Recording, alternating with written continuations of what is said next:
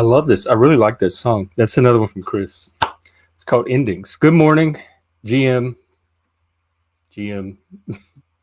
It's actually noon where I am. Um, Hi.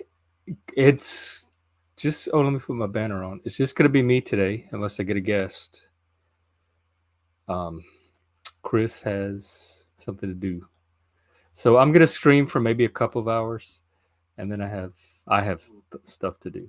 So we'll see what happens today. And as always, guests welcomed, very welcomed. But in the meantime, I think I have some Twitter stuff to go over. Let me see if there's any announcements. Tomorrow we are watching, it's called I'm Thinking of Ending Things. It's a Charlie Kaufman movie.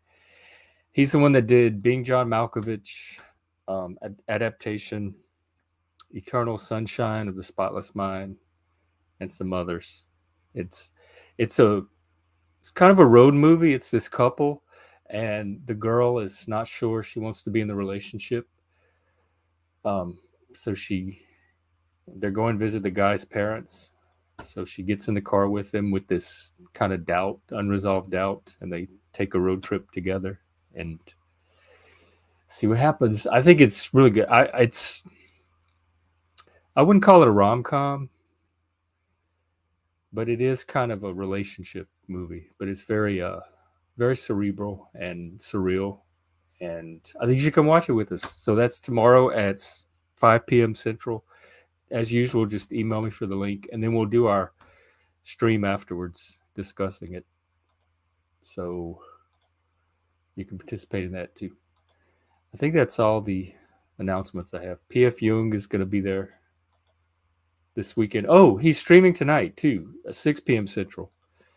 He's going to be doing a live stream, and he's taking callers. I think he's doing a panel or something. So contact him if you want to be on it. His email is in the video description. In fact, maybe I should put the link in the chat for y'all. We even set it up. Let's see.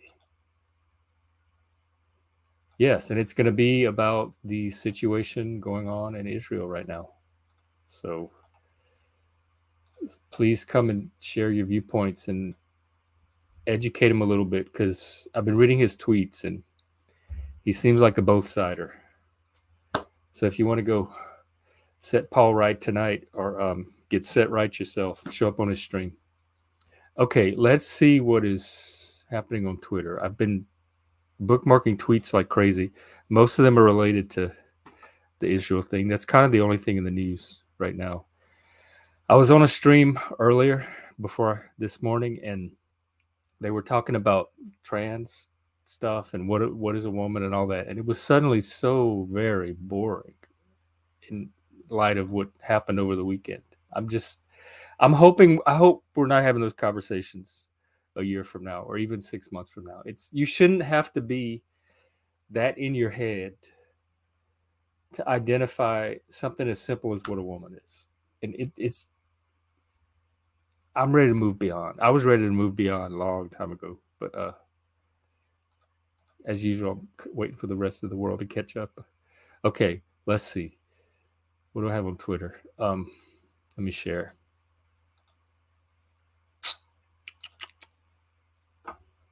Okay. Hamas is literally the elected government of Gaza. Yep. Oh, this was interesting, this little chart. It's the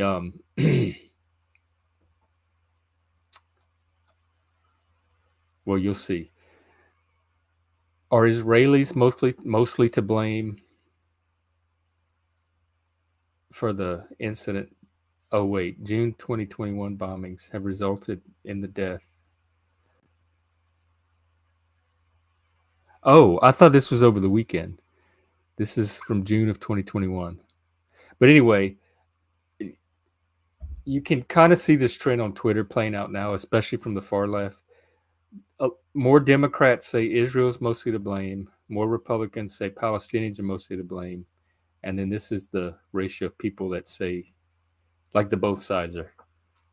So you have some people on the left that are going to tend to be both sides are about 50%. you have a very high number to me, 30, what, 6, 7% ready to blame Israel. And then on the right are Republicans, 60-ish percent.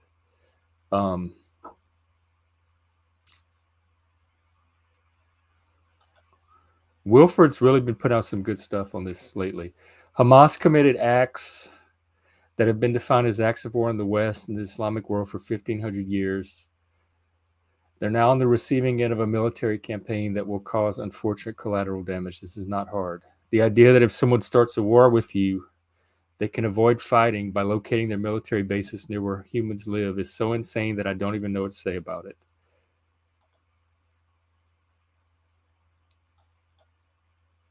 Oh, I like this tweet. What Israel is doing in Gaza is terrible. They wouldn't be at war if Hamas hadn't carried out the terrorist attacks. Hamas wouldn't have attacked if they weren't under Israeli occupation and siege, which I want to question that. This idea that Israeli is this occupier or colonizer. But anyway, for the purpose of this tweet, let's just take it as is. There would be no occupation or siege if Hamas accepted the legitimacy of the state of Israel in accordance with UN Resolution 181. Yes, exactly. We don't. So, but the settlement, see number 4. But the 1967 war, see number 4. But 1973, C4, C4. But C4. There would be no occupation or siege, if that's what you're calling it or how you want to frame it, if it's Hamas's refusal to accept the right of Israel to exist in its homeland. And that is its homeland. And the reason they're not accepting it seems to be pure bigotry, whether it's racial or ethnic bigotry or religious bigotry or religiously motivated ethnic racial bigotry, whatever. It's bigotry. They do not want Jewish people living next to them. This has been the constant from the beginning. So if that's what you support, well, you're supporting bigotry.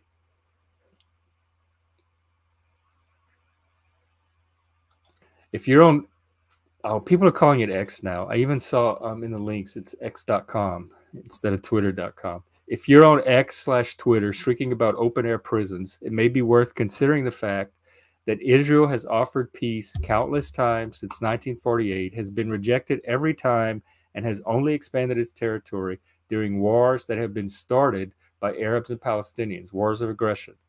These idiot terrorist sympathizers keep repeating, what do you expect? I expect Palestinians to put down their weapons and learn how to coexist with their Jewish neighbors. That's what I expect. If you elect Hamas to represent you instead, you are in a prison of your own making. That pretty much expresses my sentiments from the start over this. I'm not a both sider. I don't get it. I think if you're both siding it, you're doing it out of like naive innocence or like this utopian idealism, or you've swallowed some propaganda. And Zarathustra Serpent has a excellent series on he takes Kyle Kulinski as an example of people that have swallowed the leftist Kool-Aid on this issue, and he goes through and breaks down all of his points and exposes a lot of the myths that are being put out by the left around this issue. Okay, here, once again, the Palestinian answer to peace with Israel, 1947, no. 1967, the Khartoum Resolution, no. 2000, Camp David Accords, no. 2001, no. 2008, no. No. No. John Kerry, 2016, no. 2020, U.S. Peace Plan, no, no, no. That's what's at the root of this. It's not Israel. It is Palestine saying, no, we will not accept peace with Israel. They don't want them living there. There's the phrase to the sea, like pushing them to the sea. Arabs reject the two-state solution proposed by the UN, lose the war of aggression that they started, then lose land. 100% Arab fault. Arabs again launch war of aggression against Israel, lose, and then lose more land. 73, once again, launch war, lose more land. Despite all this and the terrorism from the PLO in the 70s, 80s, made huge concessions to Arafat, blah, blah, blah. Let's see, where are we going? Palestinians were given their own land, immediately elected Hamas as their government, and now here we are. Gaza is the way it is because of Hamas and the Palestinians themselves, and you suggesting otherwise makes you lying terrorist filth. Well, I wouldn't go as far as all that, but I agree with the historical background. Okay, look at this. The poll. Poll finds dramatic rise in Palestinian support for Hamas. This is Palestine. This is the people that keep saying, like the people that keep saying Hamas is just the ruling class of Palestine and doesn't reflect the Palestinian people. These are the Palestinian people out in the street supporting Hamas. This is a Hamas rally in Gaza this June. A new poll released Tuesday. Oh, this is June. Okay, so once again, and that graph I showed earlier was from June too. So I see people are using stuff from June to try to set the context for October. So just keep that in mind. That the graph I showed in this article is from June.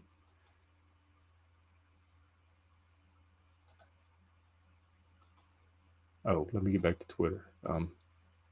Oh, hang on.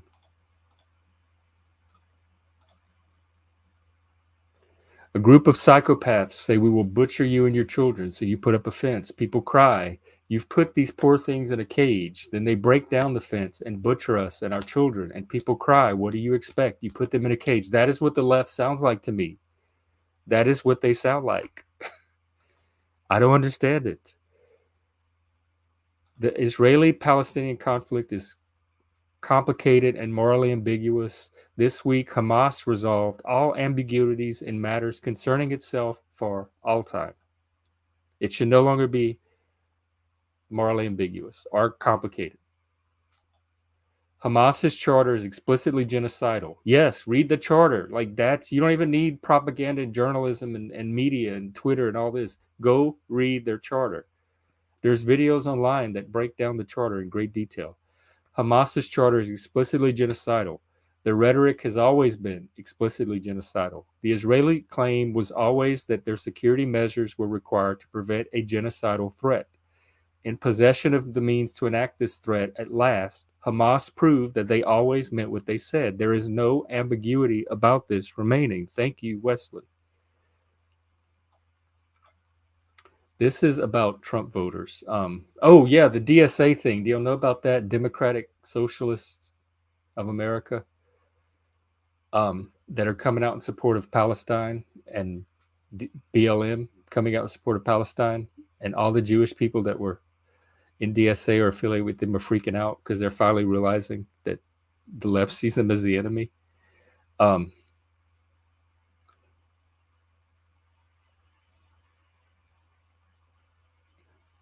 This is about Trump voters. This is Senator Scott Wiener. The MAGA cult is supporting Jews at this moment because they hate Palestinians even more than they hate Jews.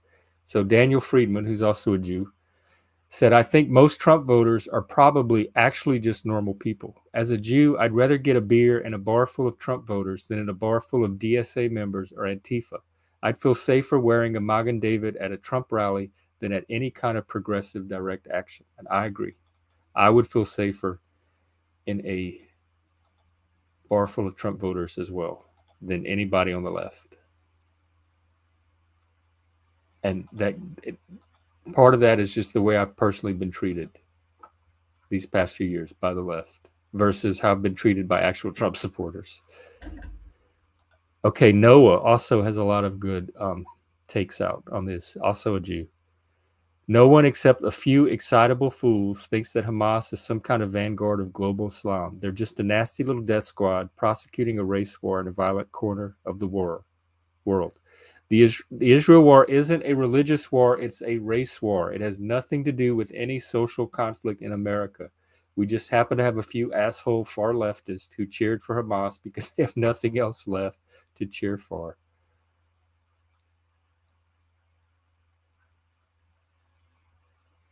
Hamas is deeply unpopular among Muslims.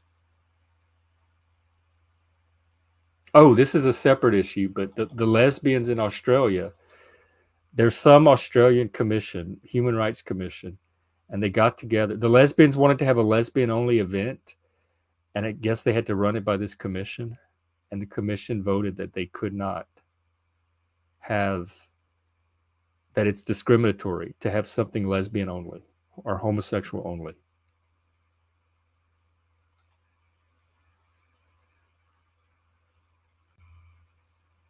Okay, I think that's all I have on Twitter. So that's the Twitter update. It's still centered around, I think things are going to be centered around Israel for a while, just like when the George Floyd riots happened, because it's what I want to say, it's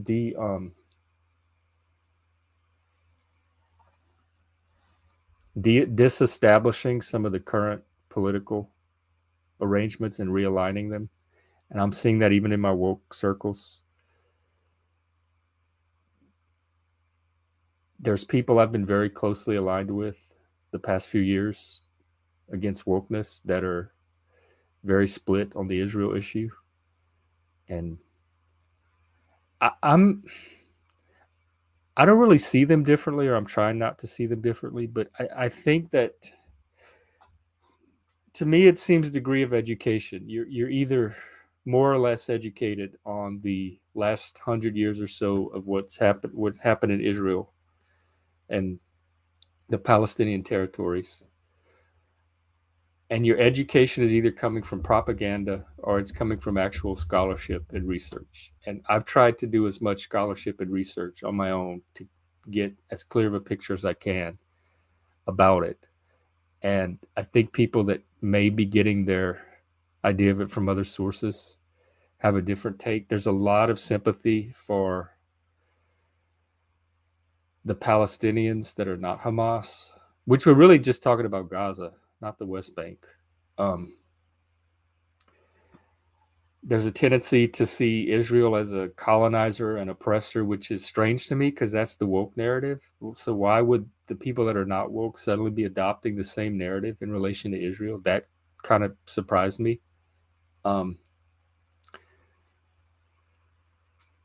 It's kind of the Star Wars metaphor where the U.S. and Israel are part of the evil empire. And I haven't watched Star Wars since the 1970s, so I'm going off of memory here. But they're kind of part of the evil empire, and Palestine or BLM or the queer movement or whatever are the resistance to the evil empire. But that's this artificial, imaginative, subjective narrative, like emotion-driven narrative or mythologized narrative that's being projected onto real-world events and real-world political arrangements and groupings. So I guess there's something in people that want to play the hero and or get really caught up in seeing like they need an enemy to fight and they need an oppressed group to protect, to white knight for and be the hero. And I think it's activating that impulse in a lot of people that are might not even be on the left, but this is their version of it, and they're seeing it play out through Israel and Palestine. But I've been aware for quite a while that Palestine or Hamas have the elimination of Israel as its goal, and that they would resort to terrorism to carry it out. So they're not the resistance to me fighting an evil empire at all. They're not where my sympathy goes. I don't see how anyone's sympathy could go to that.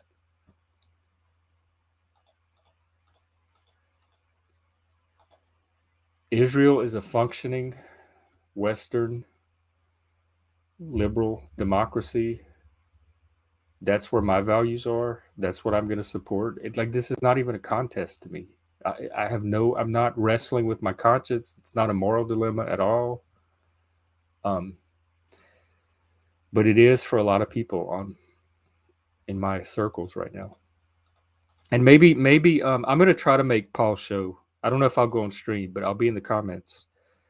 I'll try to make it tonight. I have something to do. I might be able to make part of it, and then I'll have to leave. But I'll make as much of it as I can. Put it that way. But maybe some of this will come out on Paul's stream tonight. and we can get more clarity around this issue. But please read, if you go to my Twitter feed, I've posted several articles that I think are illuminating. There's a few videos, particularly Zarathustra Serpent, who is an Israeli, lives in Israel, and is a philosopher. And he's done enormous amount of scholarship on this. And if you think I'm biased, or if you think I'm missing something, or if you think Israel is more culpable than I think they are, let me know. Come on and talk about it. Let me know in the comments. Other than that, I'll be honest with y'all. I still haven't. It's been so busy this last week, and then I had that big weekend. I still have not caught up on my Bible reading. So I'm. You are biased. Well, come tell me about it. Is that Joe?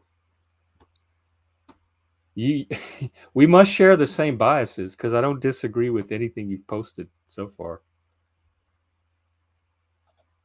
I don't mind being biased against genocidal terrorists. Like if that's a bias, I'll happily own that one. And towards Iraq front and back instead of side to side. Why can't you see it both ways? I mean, I can see it conceptually both ways. I don't understand it. I'd like to know more of why people are so sympathetic to the Hamas side of it. But I'm definitely pro. I've always been pro Western. I've grown up. I've lived like over 50 years in the United States. I've never left this country. I've never known any other environment but the United States, and never once. I grew up gay in the rural South, which is now Trump country. What is NCAN? I've grown up under adverse circumstances, adverse social and political circumstances. Never once, ever did it cross my mind to take a negative view of America or to turn against the country that I exist in. Never once. Like that's so foreign to me to think that I think America is so special. I grew up on Schoolhouse Rock, watching the America Rock cartoons. Is it frozen? It might be yours. Mine usually freezes, but I get a little signal when it does, and I'm not getting it. Well, hopefully it froze me at a good angle. And so I grew up with this very, maybe it's idealistic, but I grew up with this very with this view of America as something pretty special in world history. And I've always been proud to live in America. I've always felt very lucky and blessed and fortunate to be an American. I prize that. I treasure that. It's never crossed my mind to be cynical about America or to mistrust it. And so my bias has always been toward enlightened liberal democracies. And I see Israel as a form of that as well. Just because something is understandable doesn't mean it's acceptable. Can't stay. Saw you. Oh, is that yeah, Christina from the other stream. Hi. Yeah, it's good to see you. I stream every day, so anytime you want to stop by, and if you subscribe, it'll show you the times that I stream because they change each day. I do it whenever I can fit it in. But yes, very good to see you. And I follow you on Twitter too. Coffee and hearts. Oh. It was you. You and your internet is biased. So yeah, if anybody wants to come on and talk, y'all can practice for Paul's stream tonight, because he and I really have had a chance to talk. I've just been reading his Twitter post and seeing some of his comments. And Starbucks Wi-Fi. Well, there you go. And but he really seems to have some kind of bias against Israel that I don't quite understand, and some kind of sympathy toward. Part of the confusion is I think of it as Gaza, and other people think of it as Palestine, and I don't think of it as all of Palestine. So is it Gaza in particular that people are sympathetic to? Because I'm certainly sympathetic to the West Bank and Fatah. Um, my criticisms are limited strictly to Gaza and Hamas and the people out in the streets supporting them and the people that elected them by a majority. I don't see them as innocents. And I guess it maybe this makes me an evil person. I am a Satanist, but it doesn't bother me that children die in war, like that enemy children die in war. It just that's just the condition of war. I've just accepted that. I know that if we ever have a war with a country and it comes to the U.S., our children are going to die. Japan's children died. That's not a reason for me not to prosecute a justified war. So I'm not caught up on the innocent thing. And so for some people it's that. It's the children and all that. But I grew up Pearl Harbor was taught to us very early. I remember learning it in like 5th or 6th grade at least. And I never had any like resistance to the fact that we like, oh my God, oh, what about the children that we bombed? I never had that reaction, even as a kid.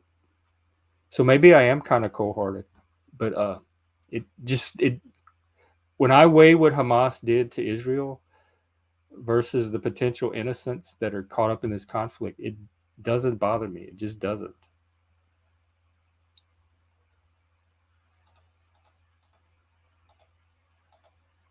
It happens all over the world. I grew up watching starving children in Africa on my TV constantly. They were showing those the Sally Struthers commercials. My mom even adopted a child at one point, and then she tried to send it back because she thought it looked like a lesbian. She wanted a girl, and they send you the picture of the child. And when she got the picture, it had like a short butch haircut and everything, and it's not her image of the girl that she wanted. So she tried to send it back, but I think they told her that she couldn't.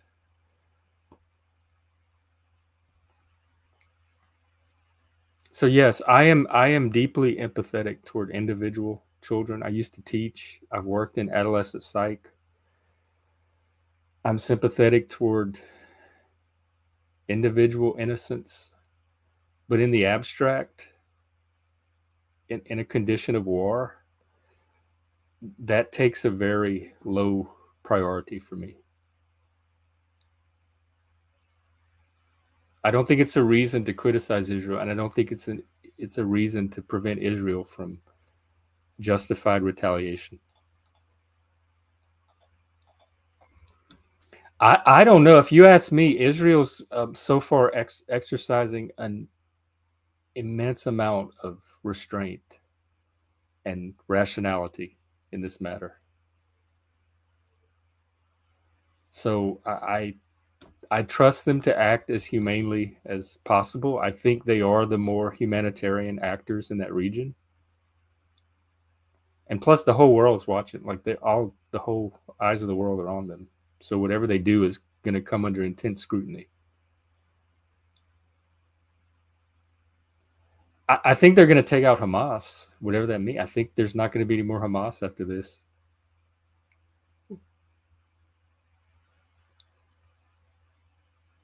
And then somebody said something about Egypt wanting to open a refugee corridor, but now they don't, or they're closing it back up or something. So there's opportunities. Plus, I also heard that the schools and there's like buildings in Gaza that innocent civilians can go to that Israel has agreed not to target. So there is some opportunity for sanctuary. Hey, Machine.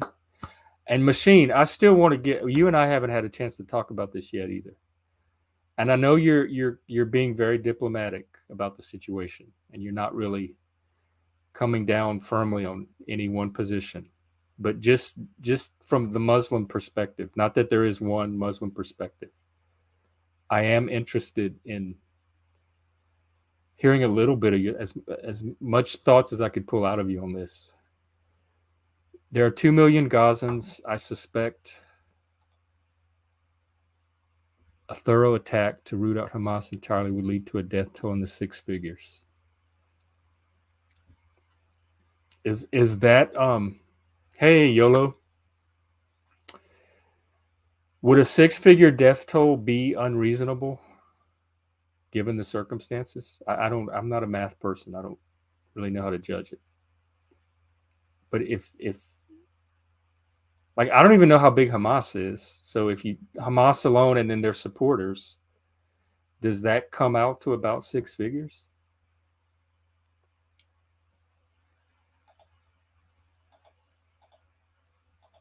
This is why they don't hire me for the high tier strategy positions. That happens in war. I don't know. I don't know who doesn't know that already, but that's just one of the consequences of war. Innocent civilians died. There's no. I'm not idealistic enough to think we can have a war without losing innocent civilians. So that's going to happen. It's going to happen in any war.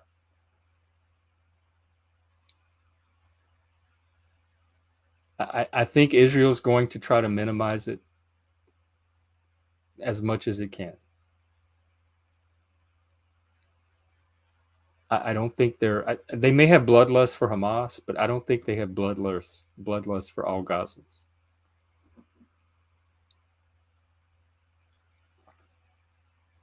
And Yolo, if you want to come on too, I liked your post that you had made earlier.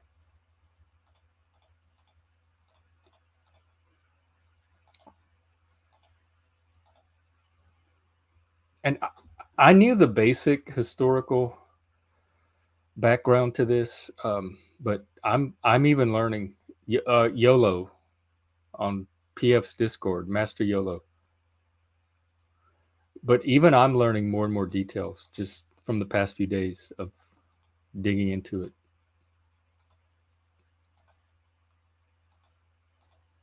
So I'm always open to refining my picture. I by no means do I think I have the perfectly clear picture of the situation.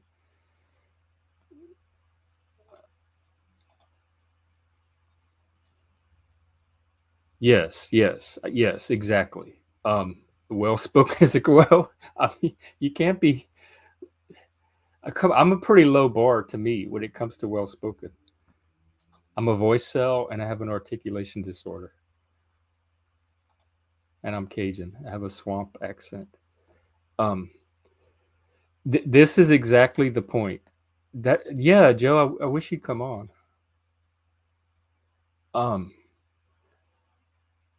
Collateral versus. I don't think Israel is going to intentionally take civilians hostage to rape and murder them. I think any innocent civilians that are going to be collateral damage. That's exactly the point.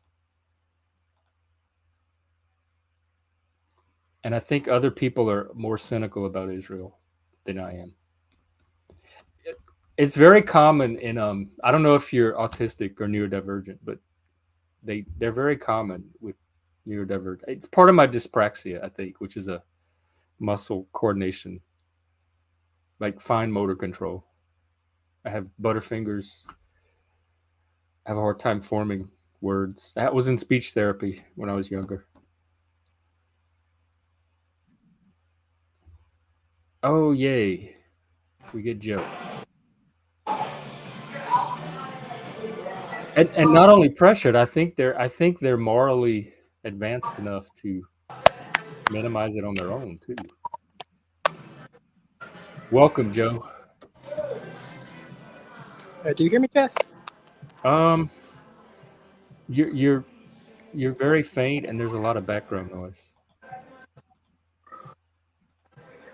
Okay. And you can Try leave and your fix that. camera off too, YOLO, if you do come on. Say something. Oh, you're on mute.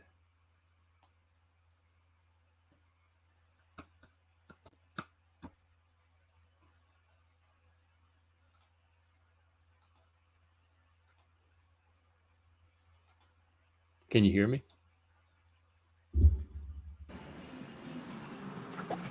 Hey, Jeff, do you hear me better now? Um, a little. I mean, you're still kind of coming in quiet, but Okay.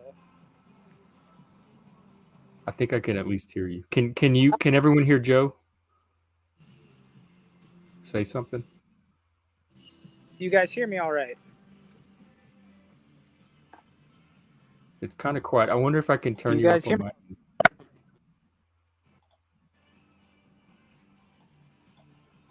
Huh? It's not letting me turn up your volume. I hear him with the background music. Do I have music on? Enough to hear and understand what he's saying.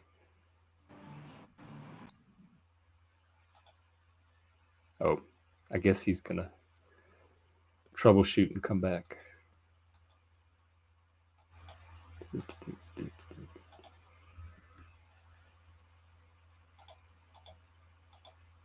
Oh, Joe had music. Here he is. Hey, is it better? Yeah, it is better. They're saying you have music on in the background. Yeah, I'm at Starbucks. Oh, So, right. let me move away from the speaker. It's Um, Starbucks music. I hope I don't get a copyright yeah. strike. So I went outside because it's quieter. Yeah, but I think I'm as far away from the speakers as I can be. So, um, I do have something of an understanding of a lot of the military history with the various Arab-Israeli wars um, that I don't think is known. I think a lot of the emphasis on the conflict in the region is, mainly on the last, say, 15 to 20 years. But a lot of like what actually happened in the wars, I find, is pretty important too. Um, and so, um, want to confirm. Can you still hear me? Yeah, yeah. I have Okay. my speakers were off too. I just turned them on. I can hear a lot Okay. better. Yeah. Well, educate us, catch us up for the Well, people that I might not mainly be. want to try and kind of maybe plug some gaps that I can plug for you, Jeff. Like, what is your like general understanding of the history of the region? It started in what was it 1920 or 17 or the Balfour Declaration, and there was no Palestinian territory, and they started settling Jews, and the Palestinians freaked out, or the Arabs that were living there that were part of the Ottoman Empire freaked out. And so the tension between the tension started, like the ethnic tension, I guess. And then after World War II, what was the mandate? The British, The Mandate of Palestine. That's yeah, after Palestine became under British colonial rule instead of that of the Ottoman Empire. Um, and so when they gave up, interestingly, this is an example of actual decolonization. When they gave up their sovereignty over Palestine, they decided how they were going to break up the territory to a sovereign Jewish state and a sovereign Arab state, and it looked different than the borders we see today. And then, of course, as soon as British sovereignty ended, the war began and resulted in borders mostly like that's when most Britain of pulled out. Like yeah, they were trying yeah to basically delay the vote, and then Britain basically got. basically as soon as midnight hit and Britain said, okay, we no longer claim this, it's yours now, they got moving. And Israel was left on its own, and then the 7 Arab countries attacked it.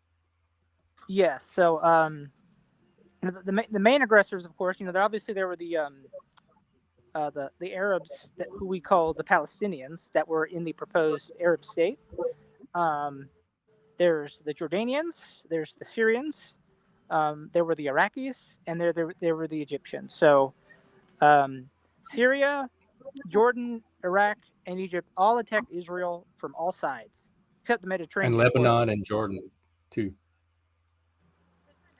Right, and or now Jordan. Transjordan. Now Jordan's ambitions were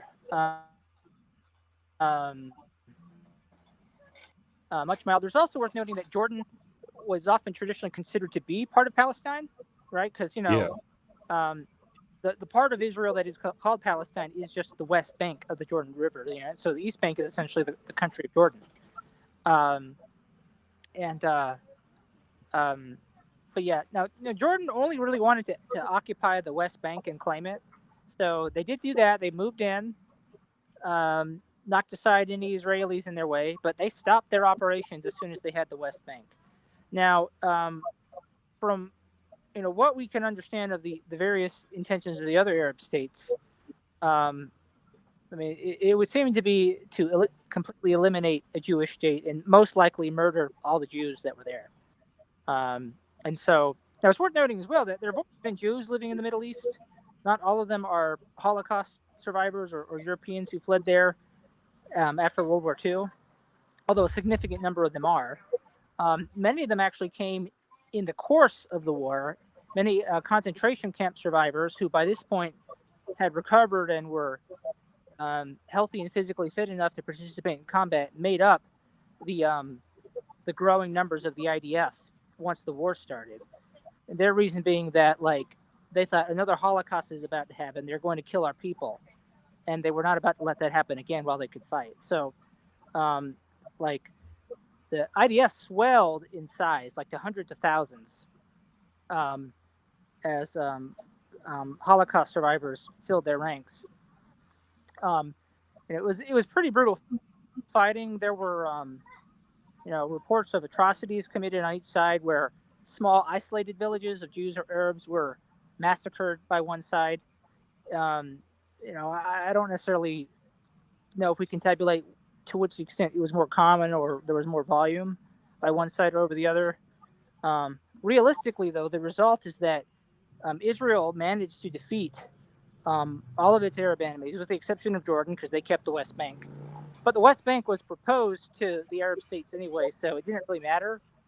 About 60% of the territory that was proposed to be in the Arab state, which should have been Palestine, you could say, by Britain, ended up being taken by Israel. So much of what we see as Israel today was originally proposed to the Arabs. The Israelis took it after they were attacked, fought them off, and similar to it's a growing policy, you could say. It starts there of Israel sort of holding on to things and being very careful to give it back, or never giving it back, for fear that any advantage will be used against them to murder them.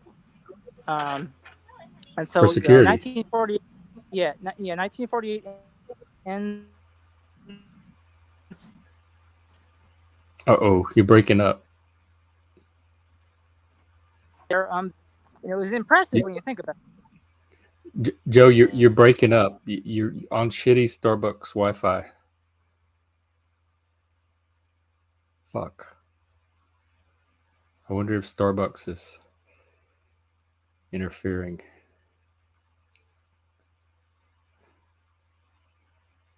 Can you hear me? We can't hear you at all. Starbucks doesn't want this information out. It's all a big conspiracy.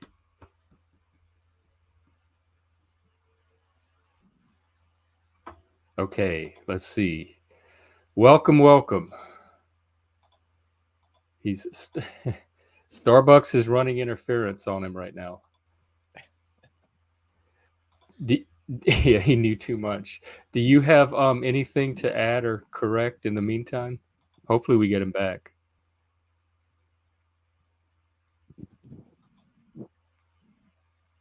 Well, yeah, I mean, the so-called history that the sir presented is actually pretty laughable. Because that's the history I know too. So that's 100% false. To say that to say that Egypt and Syria and Lebanon and all these countries attacked Israel at once, I think that is an egregious error. Especially because these attacks didn't happen at the same time.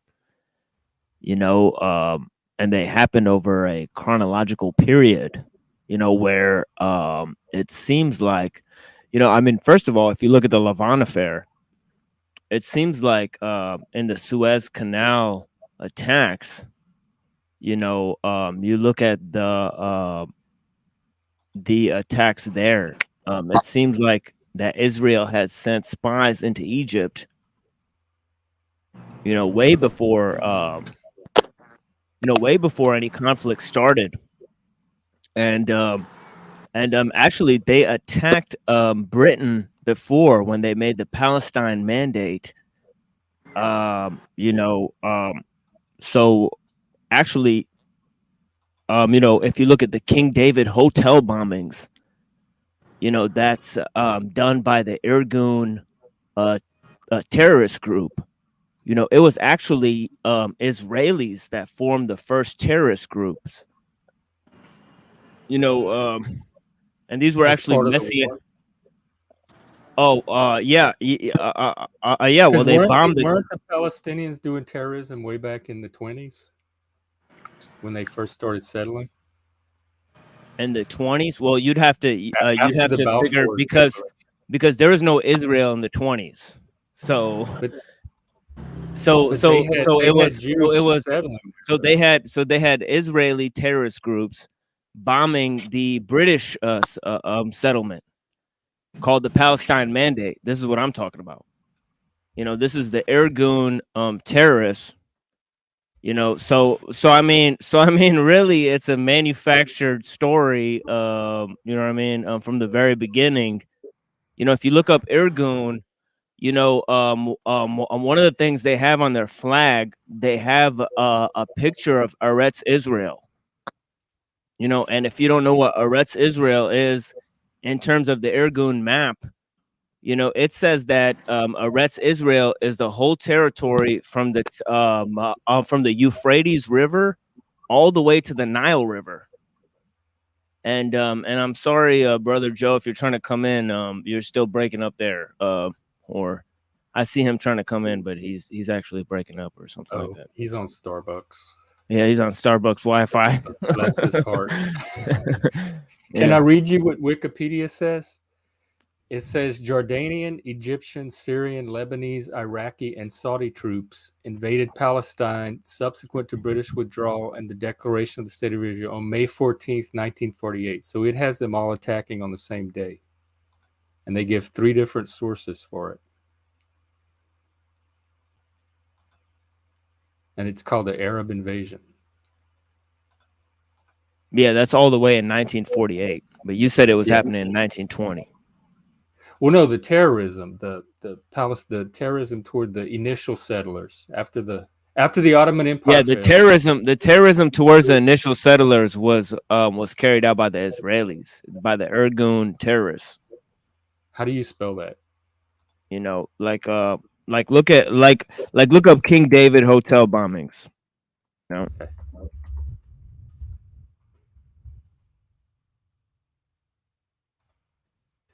Because people keep saying it's complicated, and I keep saying it doesn't sound that complicated to me. But if what you're saying is true, well, I'm just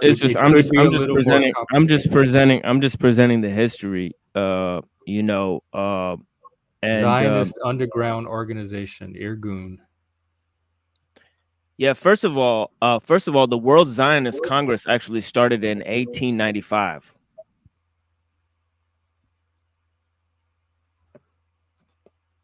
Okay, I have it pulled up. Aren't there different like factions of Zionism? Some are more extreme than others. Well, the first president of Israel, he used to be the president of the World Zionist Congress. So I'd say it's a pretty influential organization.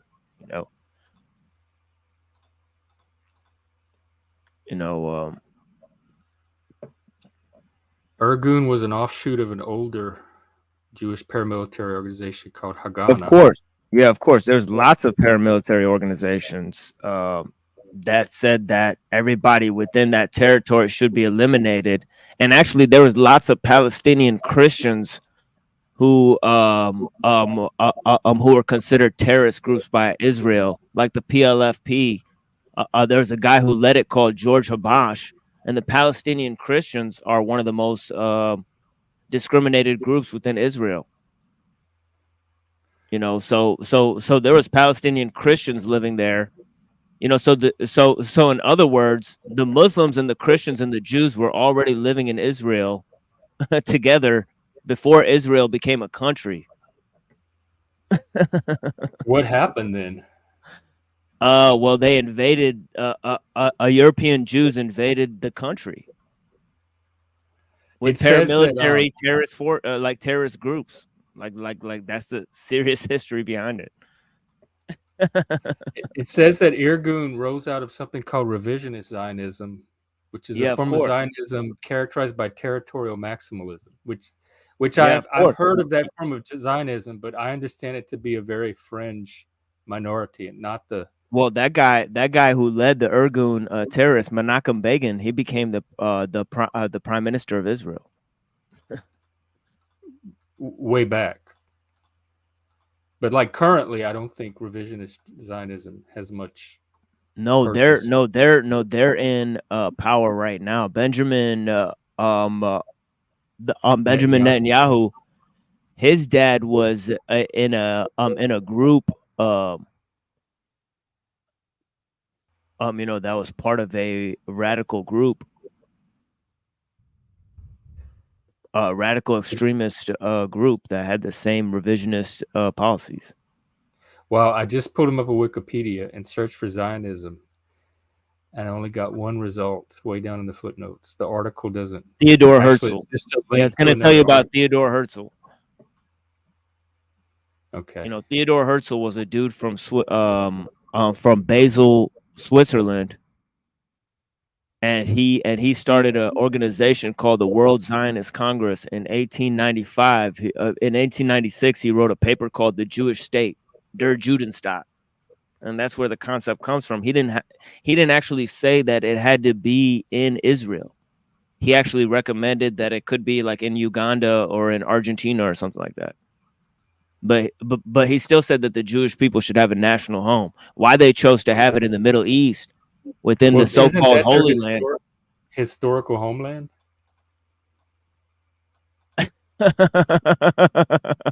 What history are you talking about? 2,000 years ago? Yeah. 2,000 years ago, somebody doesn't leaves behind a territory. It's like saying Well, they that didn't really anybody leave it can come behind. back. They kind of got Well, pushed well, out well, again. But well. they Why had why Jews don't? living there. Well, what if Native Americans came and took America back and said this is our historic homeland? Would you be okay with that? That's ridiculous. You know. So that's part of the controversy. See, this is why I needed you here. That's part of the controversy. Then is the Jews' right to even be there at all? Well. I think everybody has a right to be there. You know, I think some of the attacks by the Palestinians that have been done against the Jews are despicable. You know, and I think Hamas is obviously a terrorist organization that doesn't reflect my goals and aspirations as a Muslim or my practice of Islam, because they started out as an organization within Egypt called the Muslim Brotherhood.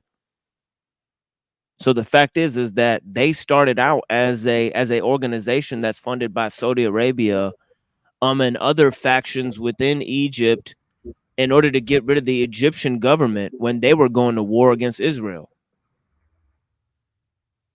Because Egypt had blocked off the Suez Canal, and that meant that that they were going to block trade even in Britain. So Britain and Israel made a plot against Egypt.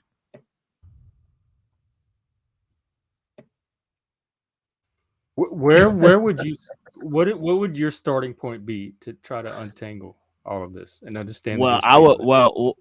I said what I think is the starting point is 1895. And one cannot ignore that a genocide has been carried out against the Arab people ever since then. You know, the Arab people have been genocided in many different countries. You know, you just look at the by recent, the Jews. well, not only just by the Jews, by the recent war on terror. You look at how many Arabs were killed in the war on terror just recently. And that was Iraq? mostly in Iraq, but also in Afghanistan and in Pakistan. What happened in 1895? The World Zionist Congress.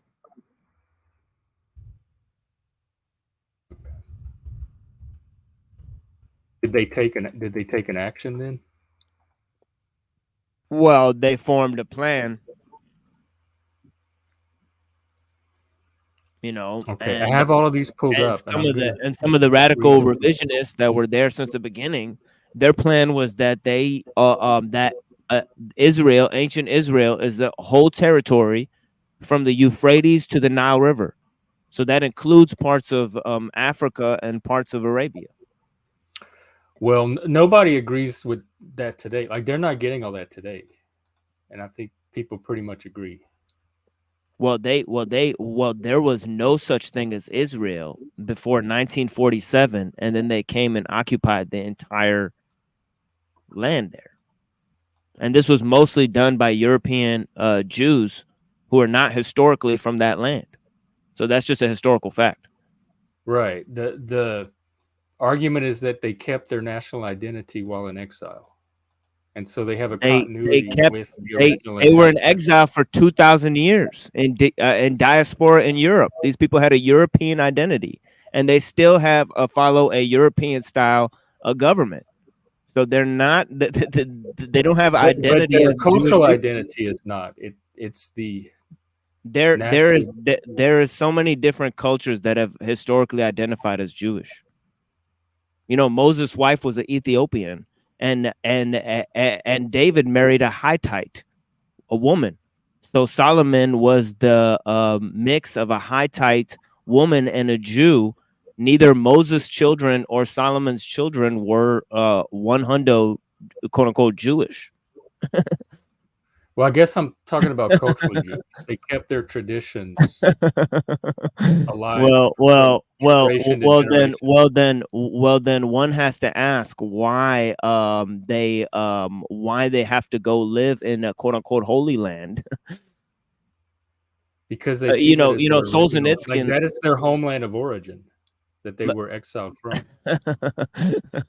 exiled from by who? The Arabs didn't exile them. So why Well, did they whoever. attack the I know Arabs? Rome took them over at one point and came in, and Rome destroyed their temple. Then for 2,000 years, the Jews have not been prevented from coming to Israel. That's false. but then So when they did why come, did they they got all attack this the Arabs? pushback from the locals, right? Yeah, people who were on horses and growing olive trees gave them pushback. Are you serious? Well, that's what I Think understand. about Like, it. Yeah, I know. That's the propaganda that you've so been you're fed saying the pushback was a Jordan response to Peterson narrative? and Ben Shapiro. No, just no. I don't watch any of those people. Just Wikipedia and whatever Yeah, sources Wikipedia I is find full of online. lies. Wikipedia is basically full of lies. You know. Well, I'm definitely open to some primary sources. So you're saying what I'm calling Well, I've read pushback was a primary sources. I got primary sources here. This one is written by a Jewish author. Mark Tesler, A History of the Israeli-Palestinian Conflict. I've taken classes by Ronald Stockton at the University of Michigan. If you guys look up Ronald Stockton, he's one of the premier guys who does analysis on this issue, and he's open about talking about Israel's crimes. They've committed lots of war crimes. Obviously, I don't condone the action of terrorist organizations that are funded by groups like the Saudi Arabian government. Like the Muslim Brotherhood or Hamas. You But I think think Hamas was from Saudi Arabia? it is Funded by Saudi yeah, it is partly funded by the government of Saudi Arabia, just like Hezbollah is partly funded by money that's coming out of Lebanon and Iran. But the fact is that Iran and Saudi Arabia are enemies with each other. So Islam is not monolithic. You know what I mean. There's Arabia. different Muslim. I believe that. Yeah, yeah. It's obvious that different groups and countries that claim to be Muslim can have conflicting interests and even be in war with each other. Like basically the government of Saudi Arabia and the government of Iran, which are engaged in proxy wars. Do you think that this is going to bring Israel into conflict with Saudi Arabia or Iran, or if they limit it to Gaza, that will be the end of it? I think If you, it's toxic to bring anybody else into this conflict. Obviously, I do you know, too. any other countries. You know, I mean, But if I it comes out that it was funded by Saudi Arabia or Iran, well, I think there's no question that there's an interplay of interests, international interests. It's obvious to me. For example, Putin fought a war against terror even before there was a war against terror fought by the West, and Putin and the West collaborated in the quote unquote war on terror, both in Afghanistan and in other parts. You look at writings like people like Zbigniew Brzezinski, who talked about arming the Taliban. And he was there during the Camp David Accords as an advisor, to the president then. I think it was Jimmy Carter. Just like during the Nixon administration, you had Henry Kissinger. You have the Israel lobby that's been running the U.S. Congress for a very long time, and there's been prominent reports by people like Walt and Mearsheimer on the Israel lobby and how they are one of the most powerful lobbies in Congress. So a lot of the information coming up inside of the United States, you have 6 major media companies inside the United States, and a lot of them are owned by Zionists. For example, Fox is owned by Rupert Murdoch, who actually buys illegal settlements inside Israel, like in the Golan Heights, where they're digging for oil, in an illegal territory that's on the territory between Syria and Israel. So they're mining for resources and lands that don't even belong to them. And this is by companies that are run by people like Rupert Murdoch and Dick Cheney. do you think there's a new axis forming, axis of evil forming? I think that eventually Israel will become more powerful than the United States, and I think there will be other countries that will surpass the United States. I think that there was a Pax, a Pax Romana, that was replaced by a Pax Europa, that was replaced by a Pax Britannica, that is going to be, that is now, replaced by a Pax Americana, which is going to be replaced by a Pax Judaica. Because Israel is, going to be the most powerful country in the world, just like it's predicted in the Bible and the Quran. You think so? I think it's inevitable. I mean, they've already ran most of the prominent institutions within this country for a very long time. I don't know. I don't know enough about it to know. I'd have to see something pretty concrete. Well, just look at how many members of the presidential cabinet have sworn allegiance to the government of Israel. I think that's pretty much proof. But not over their allegiance to our government. Oh yeah, a lot of them have had dual citizenship. Yeah, but they still, like, for example, the person who did the 9/11 report, Michael Chertoff, that guy has dual Israeli and American citizenship. Isn't that interesting? Yeah, but it's quite a conflict. We don't necessarily know that his loyalties lie more to them than to us, though, just because someone has dual citizenship. I mean, that's a silly statement. I think, somebody who has dual citizenship within the U.S. government. I don't think anybody that has dual citizenship within a different country should be let in should be allowed to do such a high level report within the government. I think many people would share that opinion that is a complete conflict of interest. That is like an egregious conflict of interest. I think many people would find that obvious. to have. Yes, that Oh yeah. may Oh like yeah. however it exists currently. It sounds like currently it's allowed, but that is a conversation to have. But as things stands now, just because someone has dual citizenship, I wouldn't automatically assume that their loyalty is to their other country over the United States. That's ridiculous. I think that's ridiculous. Because yeah, because once somebody has dual citizenship, there's no way you could know. Right. There's no way you could know. So I'm not going to assume one way or the other. They Yeah, they could yeah, be more loyal to the United States over the other yeah. country just as Mister easily as the other Mister way. Mister Marilica. Actually, I don't think he knows the definition of a superpower. Israel is already a superpower, sir. Being a superpower just means that you have nuclear weapons. So, Well, does the Pax Israeli scare you if it does become the next whatever dominant? well, I think, well, like I said, it's predicted in the Bible. I mean, does what's predicted in the Bible scare me? I would say ultimately no. I'm a Muslim. I wouldn't. I wouldn't say. Am I scared of the future? No. I think ultimately everything's in God's hands. I wouldn't. I wouldn't be. No, I wouldn't be scared of anything. I don't.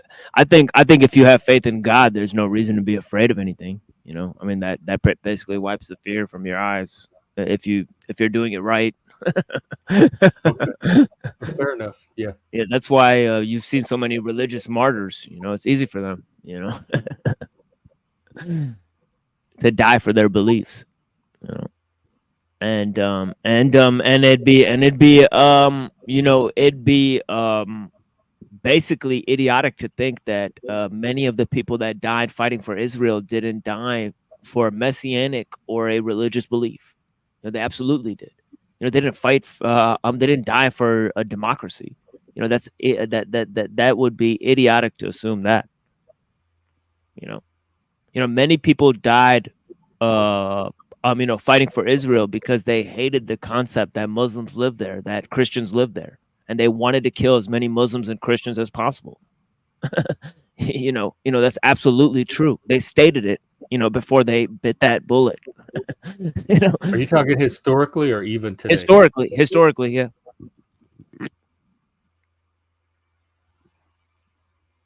And I could say the same thing for Muslims. There's many Muslims that died with hatred in their heart for Jews, and I think they were absolutely misled. I don't think that they're considered martyrs. When it comes to my religion, I think that people who fought in self defense because people invaded their land, I think that those people are Hey guys. righteous. At the end of the day, what's going on, Chris? You dropped in Oh. from your where are Waiting. you at a I'm just in the grocery store? hospital, in the hospital waiting room. So I drop in Oh, for is a second. everything I don't know if okay? it's gonna work. I've never tried this on the phone before. Oh, you're coming in. Is everything okay? Yeah, Lindsay's just in the doctor's appointment, so I'm just sitting out Okay. here Hey, in the Jennifer. lobby. You say hi. She looks sleepy. Hey, baby. I think she doesn't Yeah. know what she's looking at right now. So Oh, okay. anyway, so I drop in and say hi to you guys. How you doing, Machine? I'm doing okay. we were Just talking about the Israel he thing. was educating me about rapping some of the rapping about Israel and the Palestine Yeah. issue.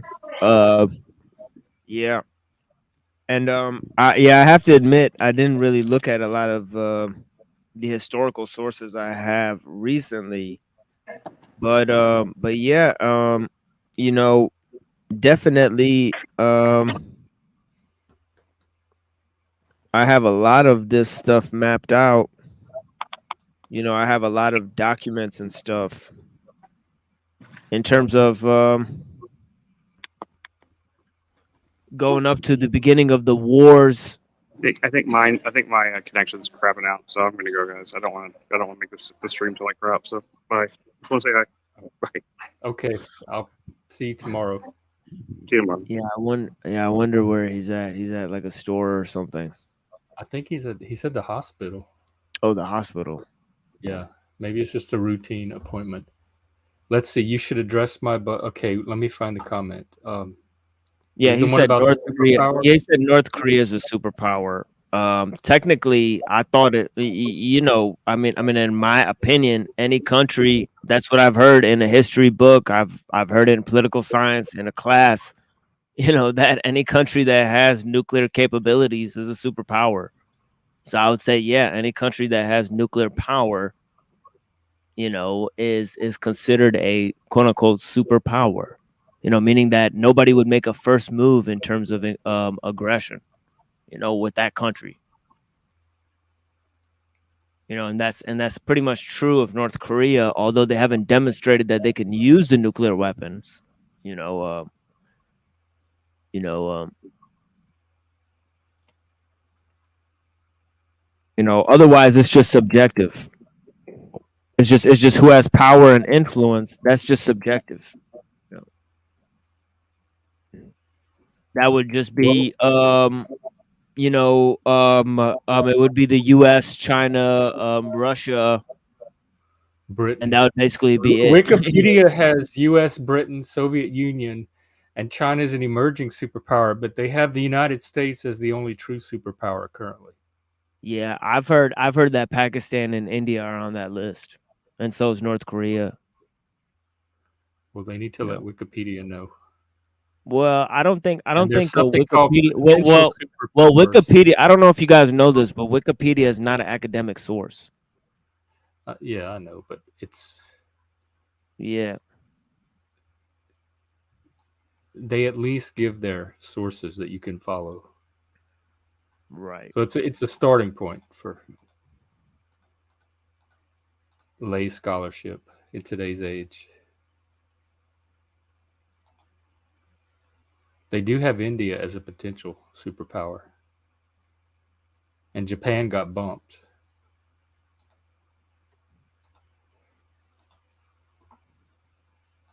So, shit, I had a question. I forgot what it was. Um, oh, yeah, the religious fanaticism that you're talking about, like people martyrs and people dying for religion. With religion on decline in the world today, like what percentage of people do you think that's actually the case for? It seems like people would be less inclined to die for religious causes now than in the past. Well, I don't know if you know this, but with Christianity and Islam, they're actually massive in terms of the world population. There's like a billion Christians and a billion Muslims on Earth. You know, Are they so increasing? So it's just the U.S., like the Western countries, that is well, declining. Islam is technically growing, yes, but yeah, uh, whether that's by birth or by conversion is a different story. But I'm not sure about that. But yeah, there's a billion Muslims, there's a billion Christians. They're not all martyring themselves. You know what I mean? So for their religion, so I think that's ridiculous. Most of them follow modern secular values. You know, Yeah, I would think so too. So, do you you think know. the rates of religious fanaticism are growing with it, or are those leveling off? I think there's a lot of religious psyops happening in our time, both for Christians and Muslims. You know, you could possibly tell. And I think Muslim extremist groups and Christian fundamentalist groups are part of that. Christian Zionist groups are part of that. The main supporters of Israel are not Jews in the United States, but they're Christians that are part of Zionist organizations. And some of those Zionist organizations are funded by groups within Israel. That's just a fact. It seems like the Christian fundamentalism of my day has waned drastically. I hardly hear a peep out of them anymore,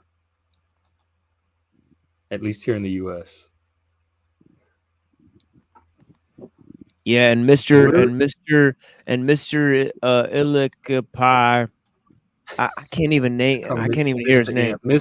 Yeah, he Mr. disagrees. Yeah, Mister.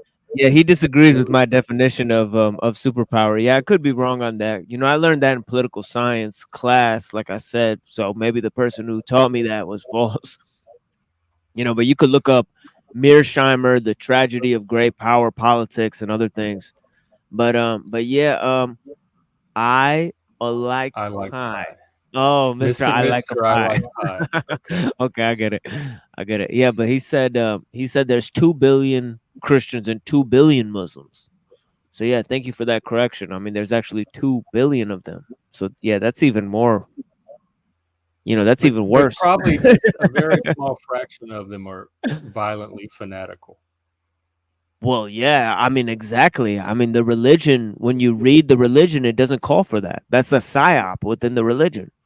You know, that's a psyop. And it's run by, you know, fanaticist groups like within Israel and within Saudi Arabia and stuff.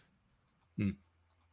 You know, like there's extremist, you know, messianic Jewish groups that are funding Christian Zionist organizations, and there's extremist Wahhabi groups inside, you know, Saudi Arabia that are funding, you know, movements, you know, inside Muslim countries, you know, that are ran by the Muslim Brotherhood and stuff like that. Like they ran like madrasas inside of Pakistan, where I lived. You know, like they funded extremist, you know, fundamentalist groups inside Pakistan. Does the government try to shut them down? Like, is I that mean, it part of their? depends. It depends. It depends who's in charge of the government. And sometimes, if the military is taking over the government, like for example, when the Russians were fighting a war against against the Afghanis, you know, the government in Pakistan became radical. You know, because they're absorbing a lot of the refugees from Afghanistan during that war because they're the neighbors. You know, they're bordering the country. You know, so if Afghanis are gonna flee the war, they're gonna go to Pakistan. You know, that's just how it works. You know, so now they have to absorb all these refugees. I mean, what do you think's gonna happen? You know, I mean, it's just, I mean, it's just, I mean, that's just how politics works. You know, you know, What are some? but who Oh, go funded, ahead. those wars? You know, you know, you know, who joined with Russia and Putin to go to war against Muslim countries? China. China and the U.S. and Israel. You know that for sure? China didn't. What did China get I'm involved in the guessing. I war don't on know. terror? The war on terror? I'm talking about the war on terror. Who joined with Russia in the war on terror? It was Israel and the U.S. China? What Yeah. the fuck does China After do? 9/11. Yeah, after 9/11, yes. Yeah, I do remember that.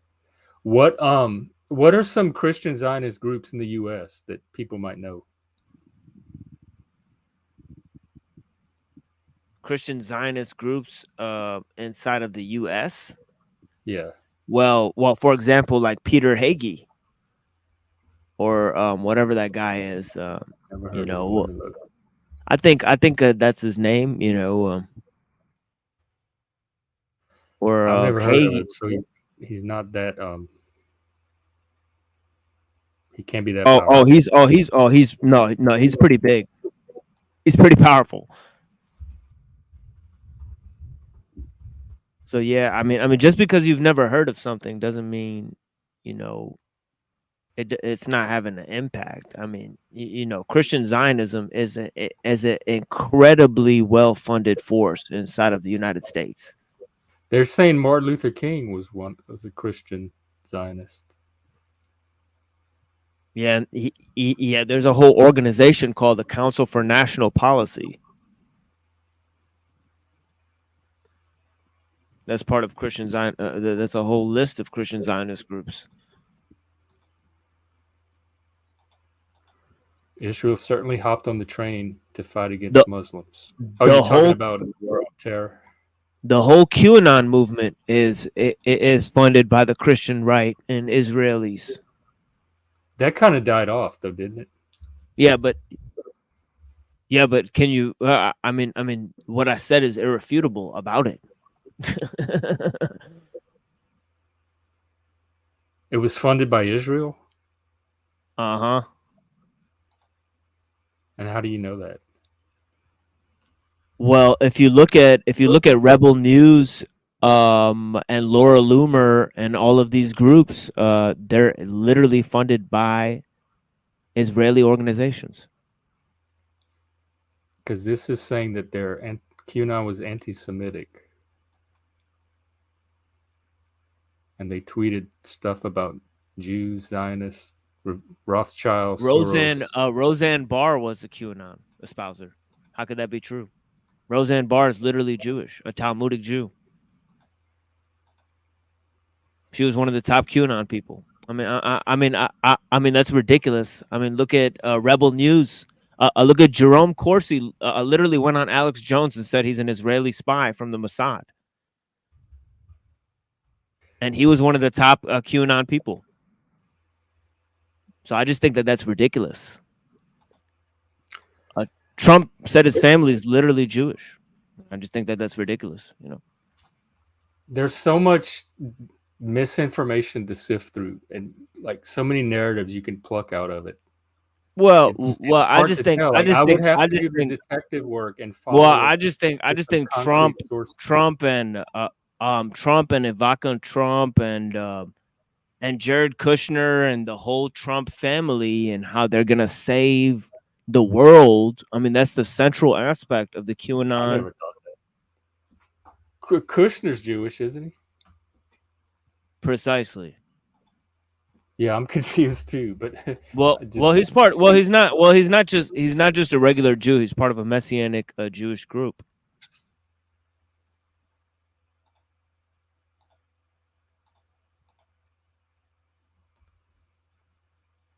Let's see. QAnon was taken over by various entities, but it started.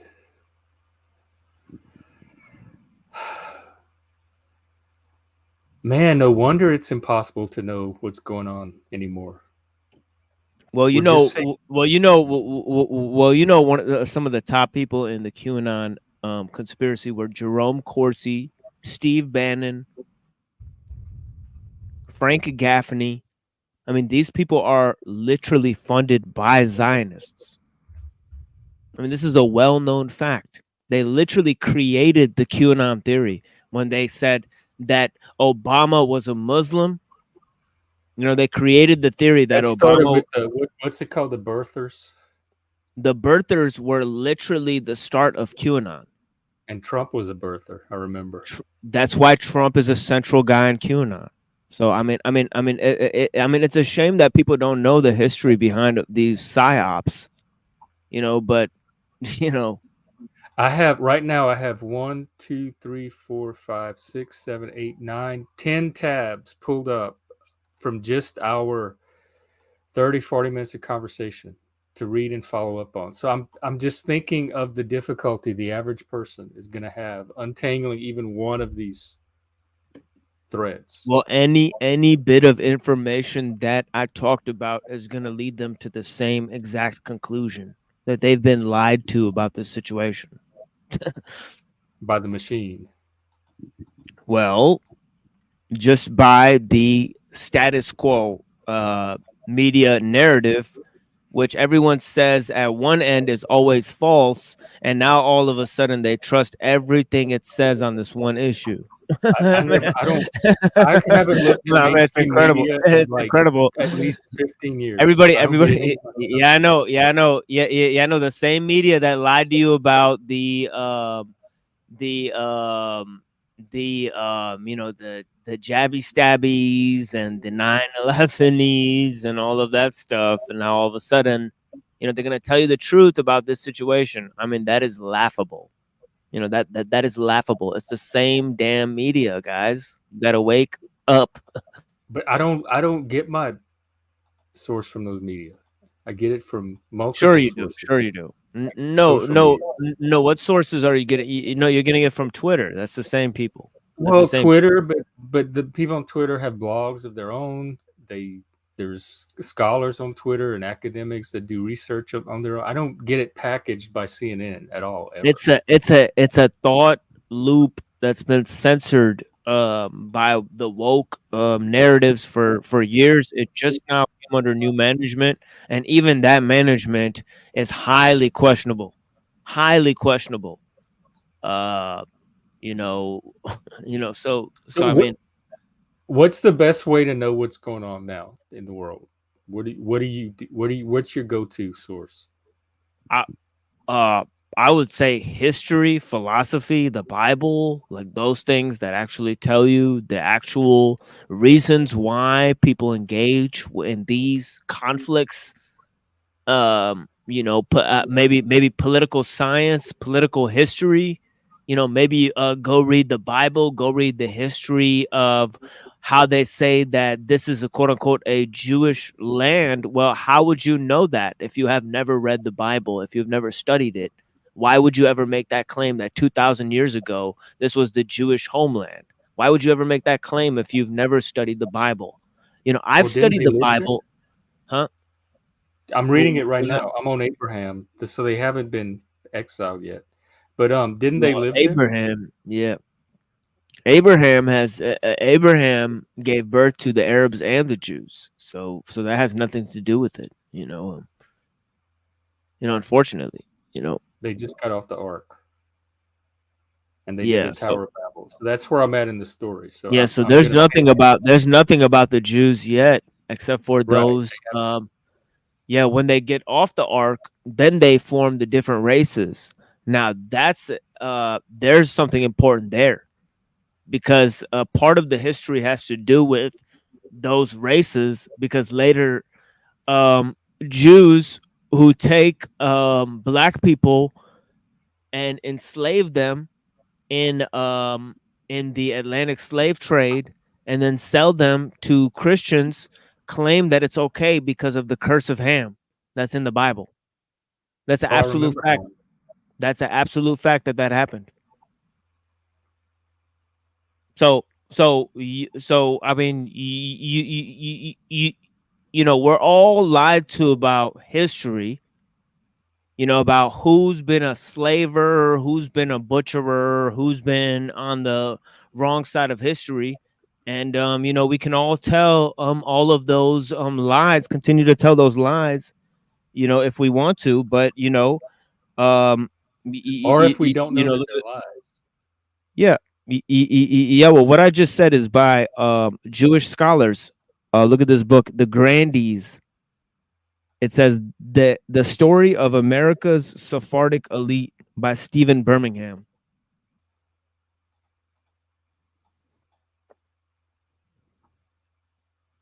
And look at this book right here is by a Arab Christian called Narrow Gate Churches by a guy who actually writes for Haaretz News and lives in Israel.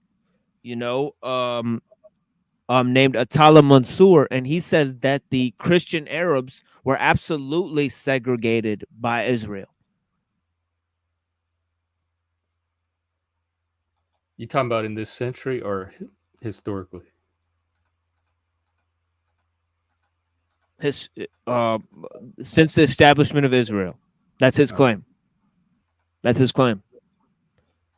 He doesn't claim that the Muslims treated them great either, but he's just saying that Israel never gave a f about them.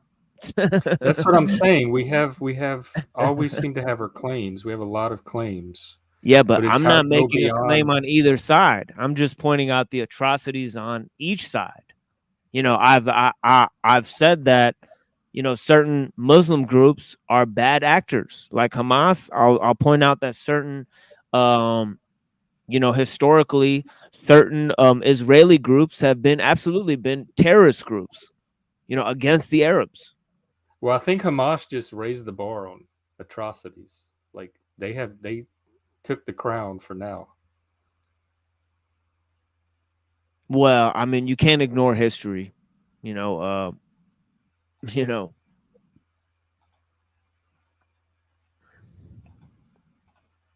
I So mean, maybe there's it is no really like for now, you know. Yeah, but you can look at history and make comparisons to today, and what Hamas did recently, when you look at historically, would seem to stand out. Yeah, and I mean, Hamas is not the A, the Palestinian people, and B, there's been lots of false reporting about what Hamas has done, obviously. Like, do you really think they killed 50 babies or whatever like that? I don't know, but I did see something on Twitter today. Let me find it from That's a crazy Jerusalem Post. The Jerusalem Post. It says can now confirm, based on verified photos, that the reports of the babies are correct. May their memory be a blessing. So how so you'll just go with that because the Jerusalem Post said No, it. I'm just saying that's a claim, but I don't know how credible the Jerusalem Post is, but they're posting it as though they have the credibility to make that claim. Yeah. If you look up the Nakba and you look up Ilan Pepe and all of those historians, they absolutely killed babies inside of Palestinian villages to get rid of those Palestinians. Go look do it you up. think Hamas didn't kill babies? Is it that out of the realm of belief? I just think there's no way to verify claims like that, Jeff. Just They because said you they had heard it, photos. they say they have photos. Do you hear what you're saying? Have you seen the photos? No, I don't want to see the photos. Yep. Yes. So you don't know. That's the answer. Yeah, That's so the I have to correct go answer. with what's probable or what's likely. Why would that be probable? Why would you think a terrorist group would kill 50 babies? How would that help their cause around the world? How would that make them seem like Because the heroes? terrorists could create terror, big terrorist. No, that's stupid. That's stupid.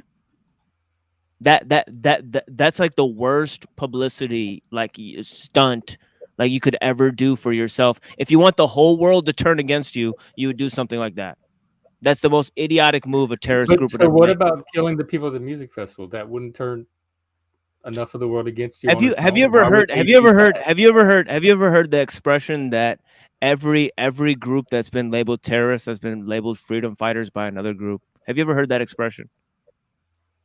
What were they No, fighting at a music no, festival? hold on. Have you ever heard that expression? Well, I have now. What were they fighting at a music festival that was threatening their freedom?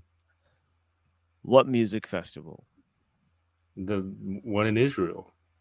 Are you skeptical about that too? What music festival are you talking about?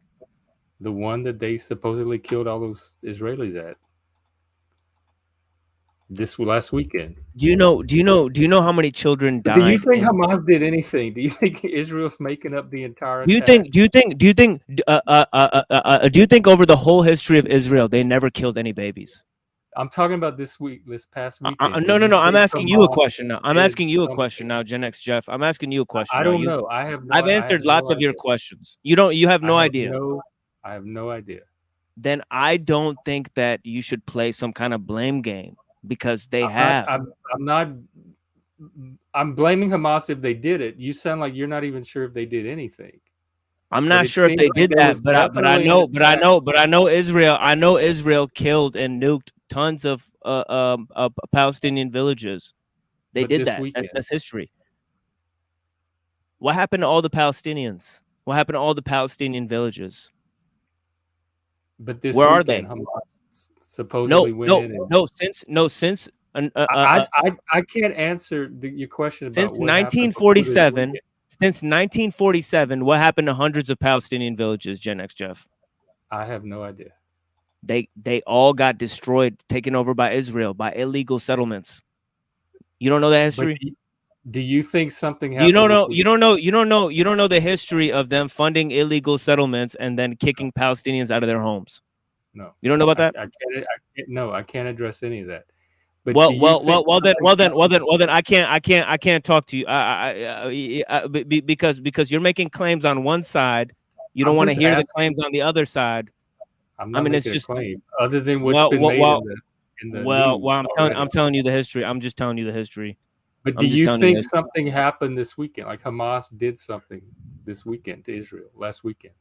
I don't know. The reporting inside of the West. Do you know who? Do you know every Western media company is owned by Jews? I mean, are you denying that? I don't. I'm sure there's some that are not. I have no idea who owns what. Every media All company. six, Viacom, Disney, Time Warner. I mean, all of them. So this is a psyop. They fabricated an attack that didn't happen. Possibly. There's been. Do you think there's been any psyops in the media recently?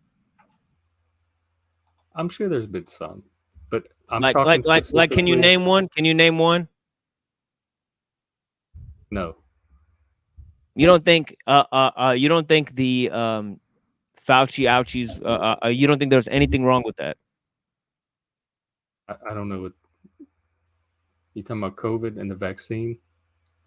Or the masks or anything about it? You don't think anything was wrong? You don't think anything about that was a psyop?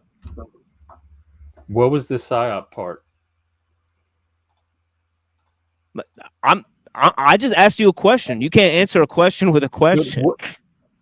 Do you think anything about that situation was quote unquote psyop? What would be psyop about it? I don't understand. To me, it was health precautions. Wear a mask because there's a virus, and get vaccinated so you can protect yourself so things can open up again. Were there components about that were psyop? Because that seems like basic health information.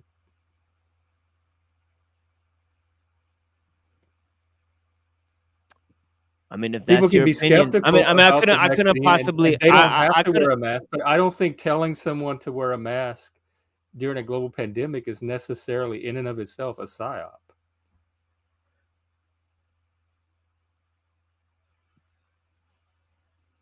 Like, it makes sense to use a mask to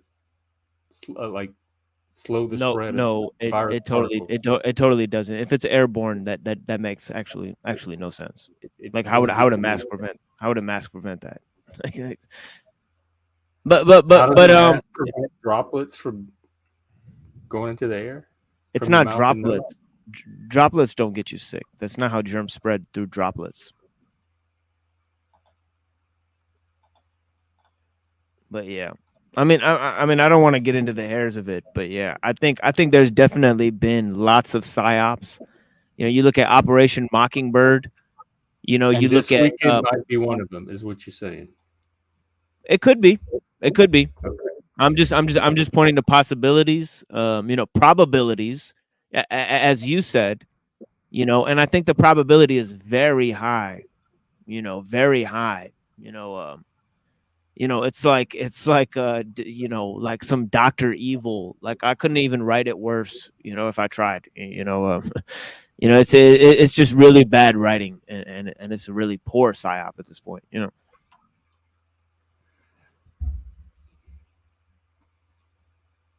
I guess we'll see. I mean, I don't know what to say. I wasn't there, so I'm only going what I'm getting from social media. And I think that's a huge problem, is that you haven't studied the Bible, you haven't studied the history behind it, and yet you're making such conclusive statements about it. And then when you're talking to somebody who actually has done that, What would the Bible tell us about what happened last weekend in Israel? No, it would tell you conclusively that Israel is not the homeland of the quote unquote Jewish people. But how would it verify whether the Hamas attacks were a psyop or not? Well, you made the claim that Israel is the homeland of the Jewish people. I just simply asked how you would know that. Obviously, That's separate from. And you said that's from 2,000 years ago. Well, obviously, what 2,000 years ago? You're talking about the biblical times, my friend. Yeah. Well, I'm in So the process of studying the Bible, so I will keep an I eye know, on it. I know, but I'm not in the process of studying it. You know, but obviously I could learn more about it. You know, but to claim that because 2,000 years ago, it says something in the Bible, and therefore, I wasn't going off of the Bible when I said it was their historical homeland. I was going off of the fact that they were living there 2,000 years ago. historically, not from the Bible, from just the historical record. What historical record? I don't know, whatever historical record has them living there. Well, you would have to be more specific to make a claim like that. Okay. But what I was talking about recently was the attacks last weekend and whether those happened or not, and how to tell if that's a psyop or not. And I don't know how the Bible would help with any of that.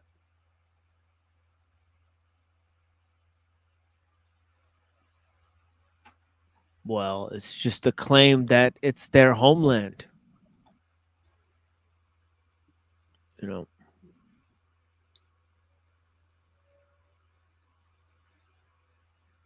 Yeah, I studied political science with Michael Rosano, the University of Michigan, a very esteemed, scholar.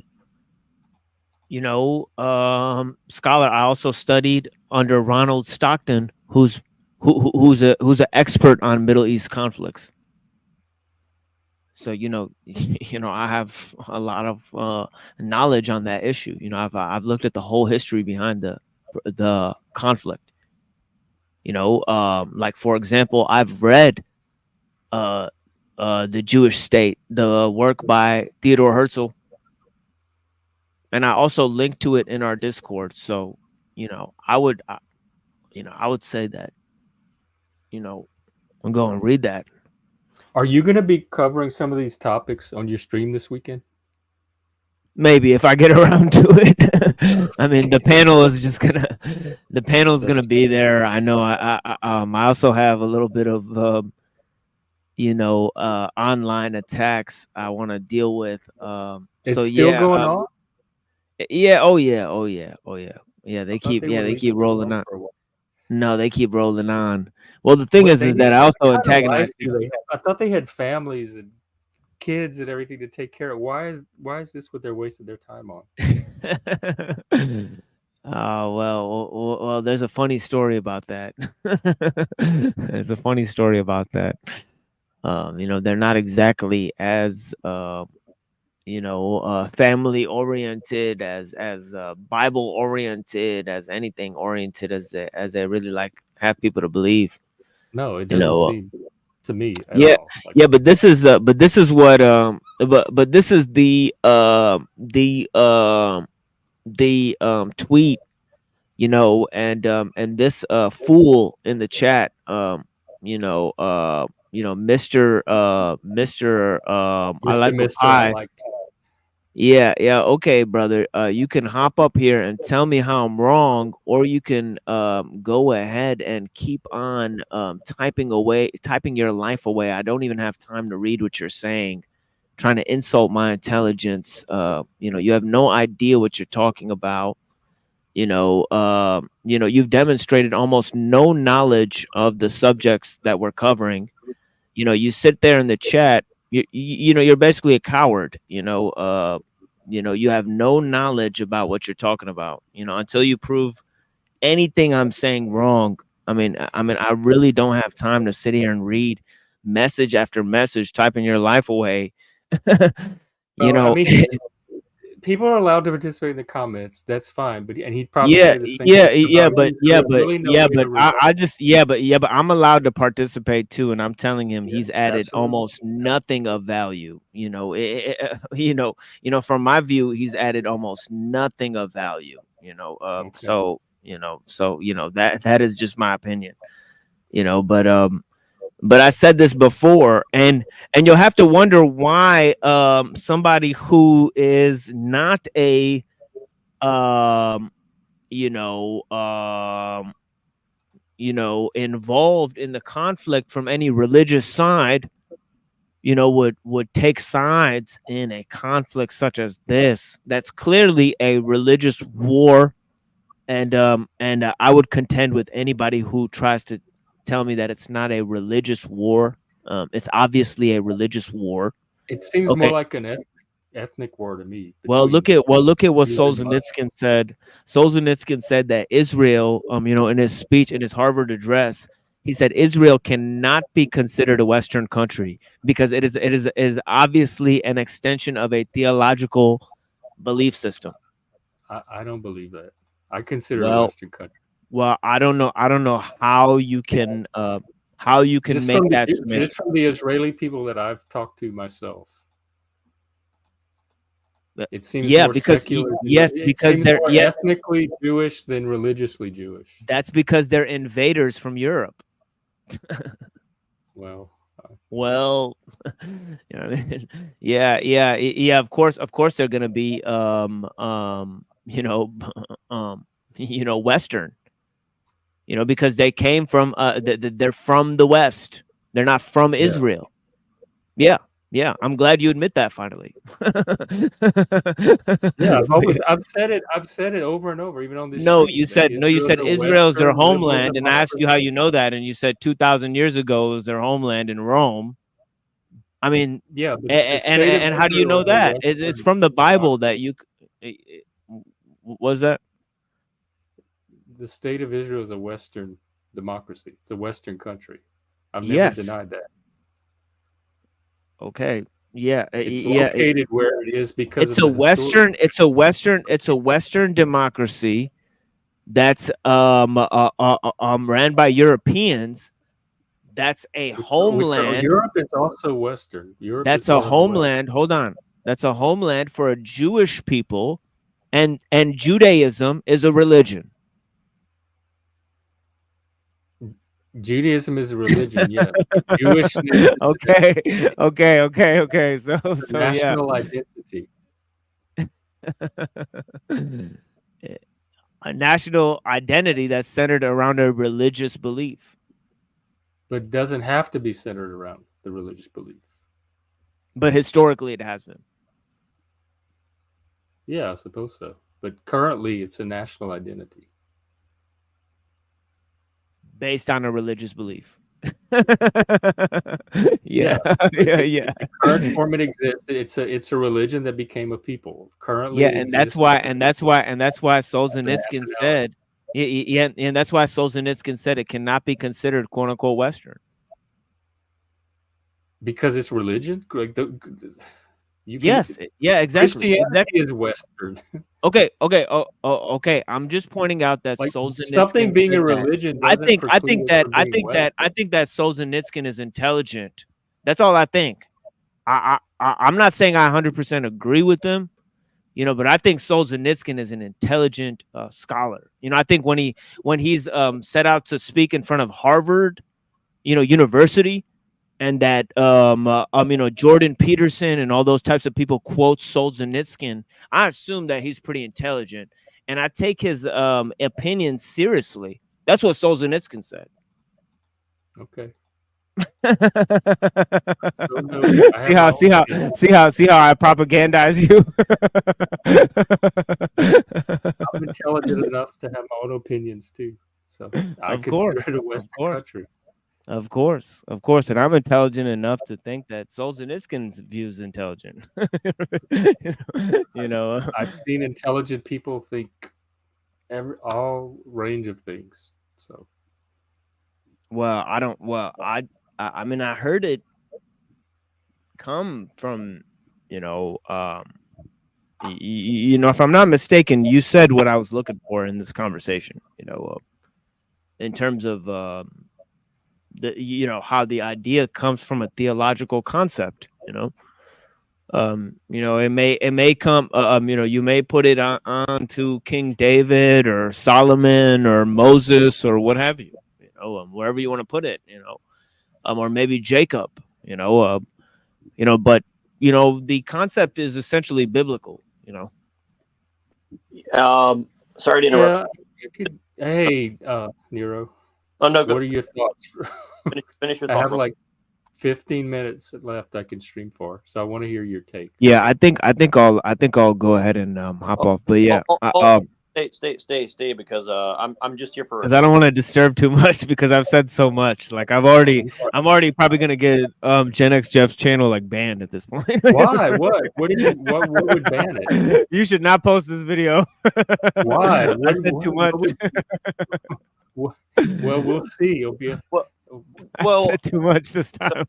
no, I'm gonna get what popped part for of this the one. thing is gonna ban it? Well, we'll see if it gets banned.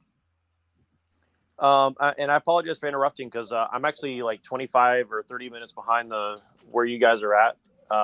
So I'm still catching up. But where I'm at, I had a question, and just in case you didn't cover it, I want to ask Machine, please stay because I'm directing it towards you. But I think it's great that you guys are having this conversation and you guys coming at it from different angles. And like myself, I'm very ignorant about the subject, so this is a very good fleshing out of the issue, in my opinion. But my question would be this for Machine, but also for Jeff to think about, because I think this is an interesting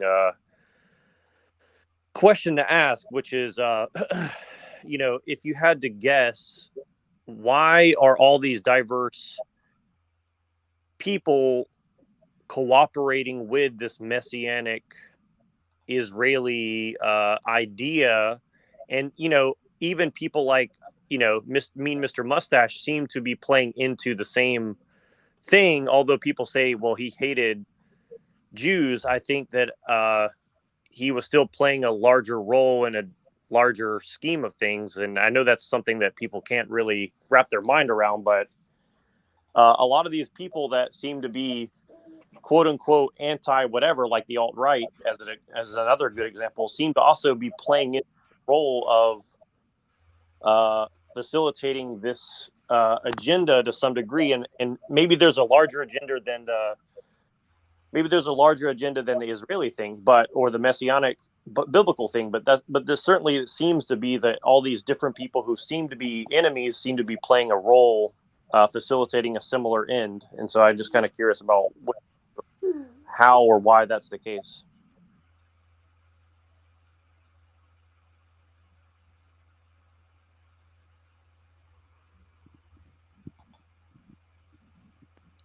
I mean, how it's an agenda. I mean, I think there's a general consensus that that there's a link between liberalism on the one end and secularism on the other end.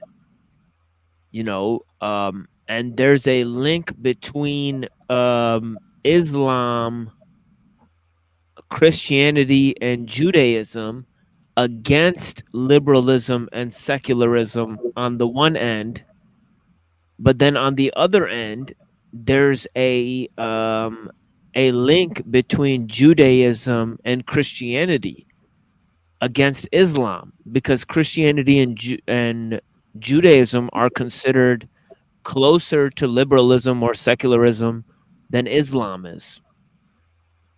So I think there's a concerted link between, even though liberals feel themselves against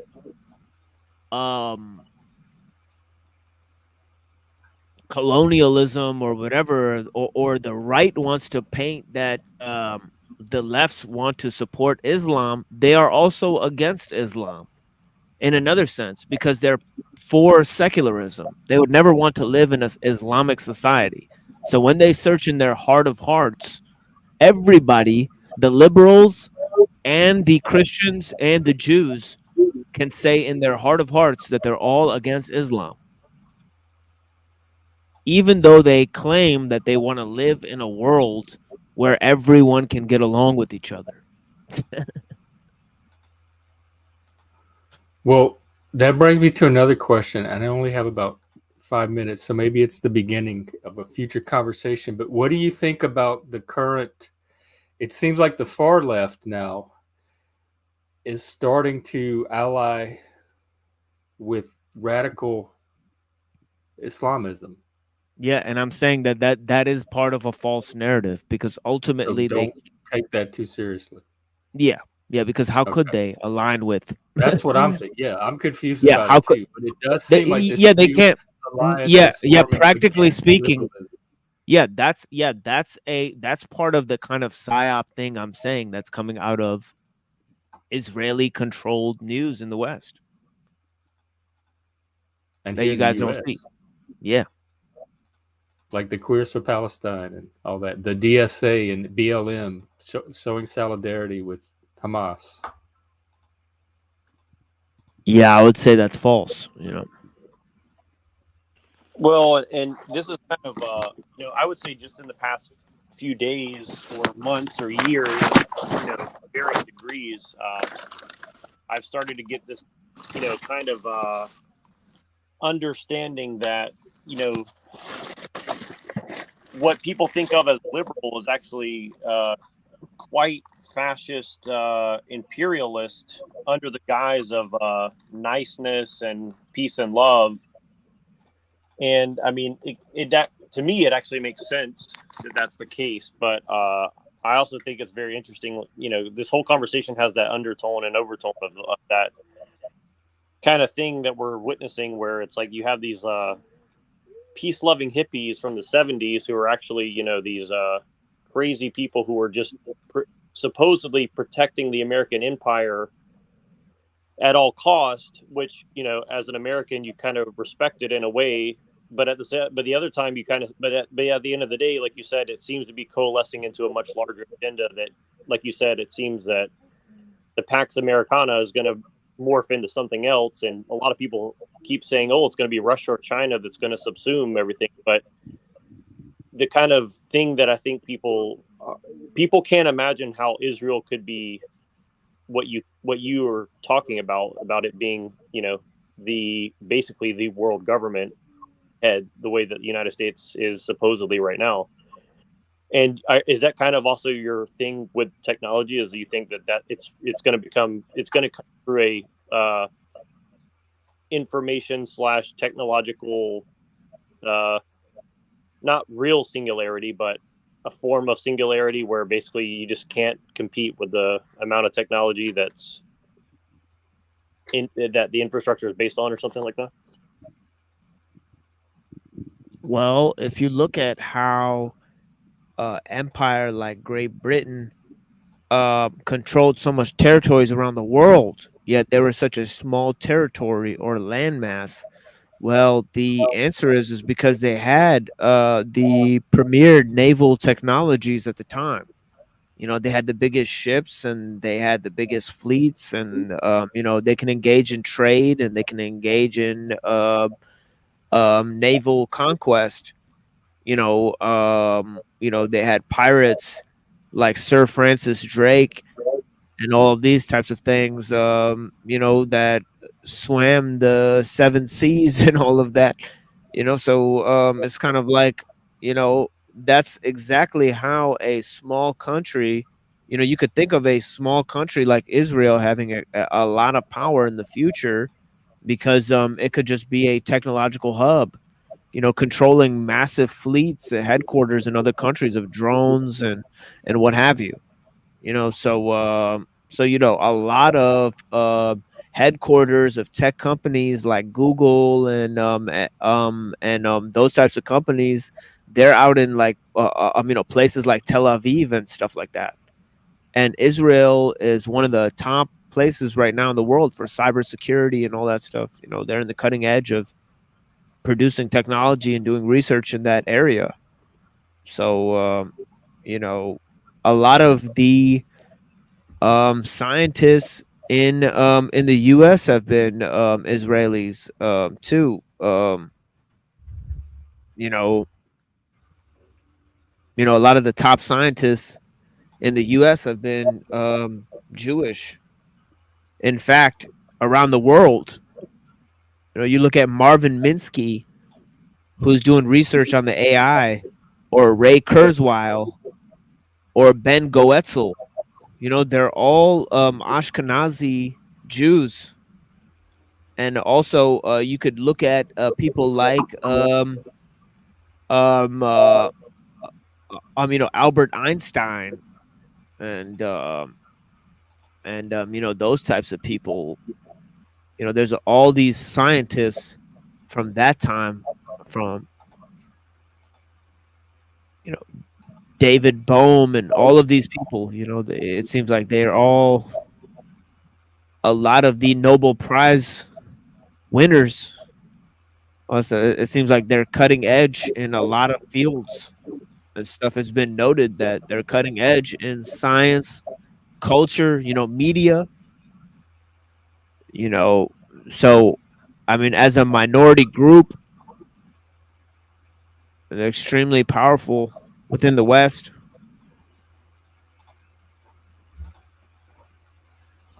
That's if they are Obvious. a group. I mean, that's if they're all coordinating. They could just be individual people that happen to be Jewish.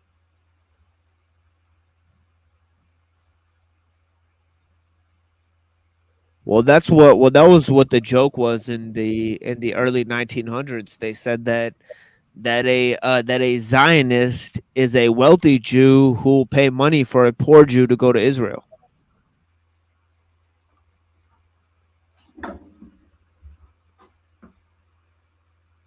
Well, that's You know. that's you know that's what I said the other day on lives. Like I actually have a lot of sympathy for a lot of Jews because most of the Jews that I know have very little understanding of what we're discussing here. I don't think it's like a 99% of Jews are all involved in this whole thing. I think most of them are just kind of you know Yeah, getting a there's many Jews inside Israel that protest the government of Israel's actions.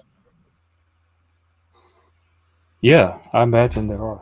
well, and it's just like Americans. I mean, I don't think most Americans wanted anything to do with Iraq, Afghanistan, or any of that. And I think Americans did have a lot of skepticism around the narratives that were, I mean, me at 14 years old was extremely skeptical within the first 24 hours of 9/11. So, I mean, I'm pretty sure that I wasn't alone, and certainly everything that unfolded after that. But sometimes those narratives of corruption are true, but sometimes the details, they say the devil's in the details, right? I think a lot of times the details are further deceptions to kind of throw people off of the actual stuff that's going on. And, most good conspiracies don't really need a lot of people in on the overall plan. I mean, the military has a plan, but they don't really tell the people each component the whole of the plan. They just give them a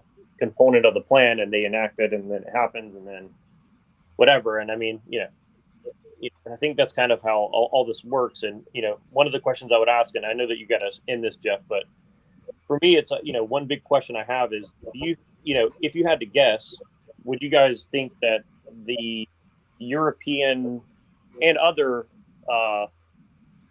royalty around the world have chosen to cooperate with such things as we see, or do you think that they were kind of tricked into, ceding power, or do you think it's just a big mess of things that have just kind of ended up in the situation that we're in now, or do you think that overall it's this, because it's a biblical thing, it's set in stone that these things are going to happen, and it's just, is this fate or destiny, I guess, is really the question. I don't believe in any sort of overdeterminism like fate or biblical like prophecy or anything. And I'm not sure. I think it's the thing you said about a big old mess that just happened to end up this way. That seems like the most sense to me based on what I know about people. I don't know to the extent of what we're like the royalty that you're talking about are all coordinating, like meeting in secret and making plans and all staying on the same page. That's less realistic to me than everybody just following their own interest and it just something randomly emerging from that.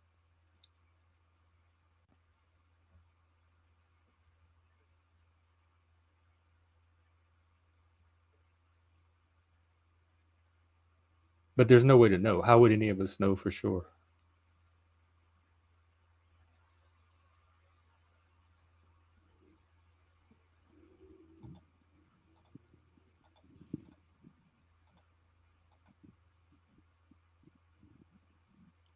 Yeah, I mean, I just think that it's extremely interesting that so many messianic, groups, Christian, Muslim, Jewish, would pop up in this time where it's like we're seeing this explosion of like science and technology. I just think that that's like totally weird. Like I just think it would like be like something out of a movie or something. Because you would really think that the change would go in the opposite direction. That there'd be almost no like religious people, that there'd be like all these new age groups. There'd be people like, there'd be like the techno church and the techno mosque, and that people would just forget about that stuff. But yeah, it's just so weird to see things somewhat going in an opposite direction. I heard, and this is a tweet I saw the other day. I was looking at this Twitter, and I've debated with Andrew Wilson, and he said, "Dear Muslims DMing me, we aren't friends. I'm not on your side in this conflict just because Oh I'm yeah, I not saw that. yeah, just because I'm not on the side of Israel. I still consider your religion and perspective governments formed under a false god to be illegitimate, and the way you live disgusts me. Fuck off." So Wait, I don't know. Yeah, Andrew so I don't know. Andrew Wilson. Yeah, he tweeted that today. Don't Wow. Yeah, feel so too I bad don't. because he said the same thing about me. I Wait. don't know. I don't know. I don't know what about my quote unquote lifestyle, is so different from the lifestyle that Andrew Wilson lives. We both live in Michigan in the United States. So I'm pretty sure Don't. he It's not even about you. Don't even. He's seeing you as he's doing what the woke do. He's seeing you as an avatar for a group. yeah, but that's what I'm talking about. That's what I'm talking about. I think that to see like kind of a crazy fundamentalist kind of opinion like that, that's not based in like any reason or logic. Like just, oh, the way you live disgusts me because you believe in a false god. Right. Like Right. that is completely like, like I would never say that about a Christian, you know what I mean, or a Jew. I would just say, look, probably your lifestyle is 90% similar to mine because we live in a modern secular age. Especially if we both live in a country such as the US or in Europe or somewhere like that, it's obvious that we're going to follow 90% of the same values and beliefs.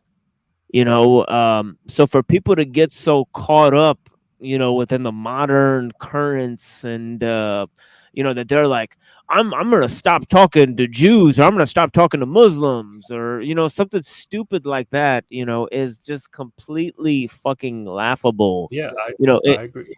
it kind of And he didn't proves say that he you're not a, stopped. Go yeah. ahead. No, I was just gonna say it proves you're not an intellectual, but yeah, go ahead, Jeff. Yeah, and he didn't say he's not gonna. He's gonna stop talking to you. He just said that you're not his friend. So don't But think that that's just because he talks to you that you're friends. But but he's I definitely not talk judging you as an individual and on who he knows you to be as a person. He's judging you on your beliefs or your member in a particular group, and I which think is that's very regressive of him. yeah. And then you have to think of how we could say that that's regressive, but it's a response to Islam, but Islam is also regressive. you know so in other words, there's mixed emotions there, and that's where I come in, because I'm like, let's explore that tension. I wonder if he would. I wonder if he'd debate you on this. Oh, no, no, no, I doubt it. Yeah, he's not debating me again. I think they had a bad time last time with me. Yeah, that's Well, still one of my favorite debates ever. Yeah. Yeah, I'm sure people enjoyed it. I'm not sure if there was some particular thing that got him to say such a thing. To me, it doesn't matter if it is or if there is or not, but I find it very odd.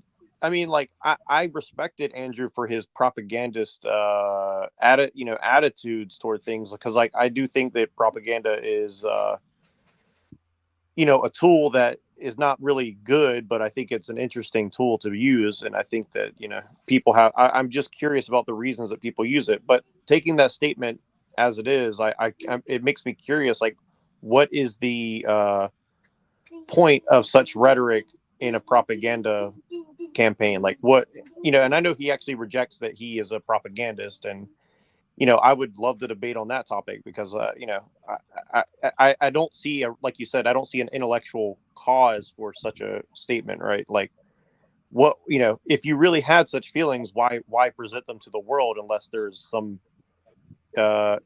tactical reason too? And so that's kind of what I'm curious about. And I'm not saying this about Andrew, I'm just making that clear, but it reminds me of what I said on your show, your last show a couple of days ago, where I was saying, like, all these people who hate Jews, like in the alt-right kind of way. I'm not saying that about Andrew. I'm just saying, like, people who have that opinion. It's so interesting to me. Like, now the Muslims to turn on the Jews. So do you side with the Muslims against the Jews, or do you side with the Jews against the Muslims? You know what I mean? It's like, it's a very interesting political realignment possibility that I see Yeah, happening. I find that yeah. extreme. I'm seeing a lot of realignment lately over this. Well. It's clear to me, and if I fall out here, it's because my laptop died. So I then have to end soon anyway. yeah, I won't be coming back if I just fall out. Just know that I've said goodbye in advance of that. But but yeah, but yeah, I put in response to him, I said that everything that's needed to be a Zionist is there in the Christian doctrine. And I said kosher conservatives. That's what I call them, kosher conservatives. They know that not taking sides is resulting in supporting the status quo.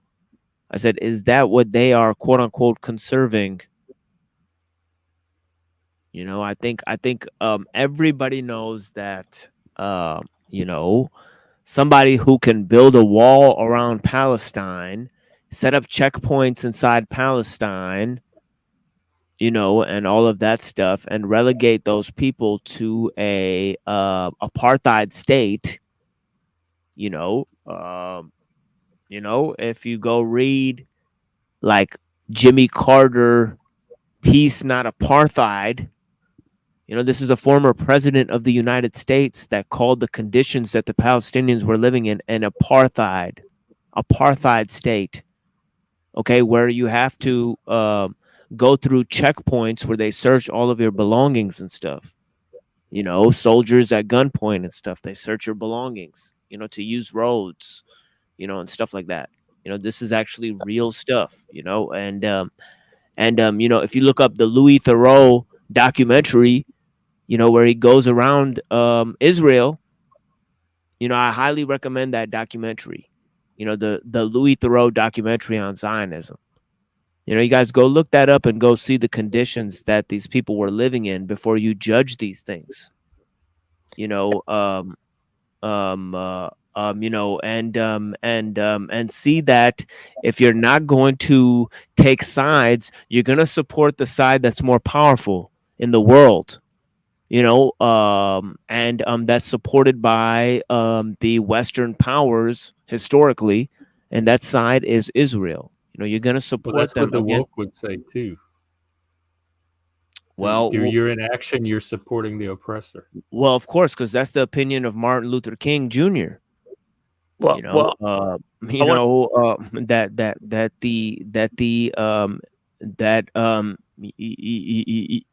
wanted to free the Palestinians.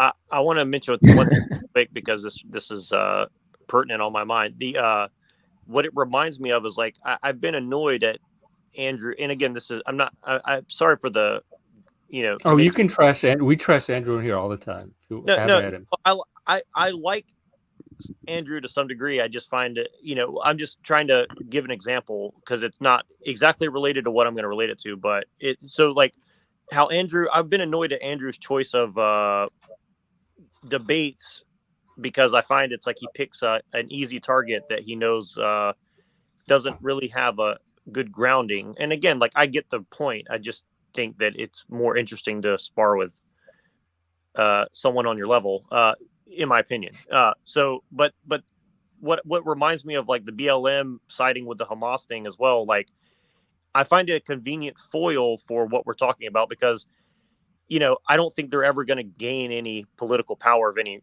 kind. And in fact, I think the whole point of them is to minimize those, both Muslims and blacks from actually trying to attain power of any kind in the United States. That's kind of my opinion of that. Because like you said, I think they serve keeping the status quo. And I wanted to read this part of this song. It's called Domesticated Animals by Queens of the Stone Age.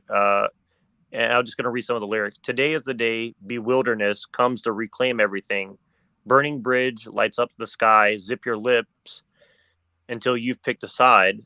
You get right up, then sit back down. The revolution is one spin round.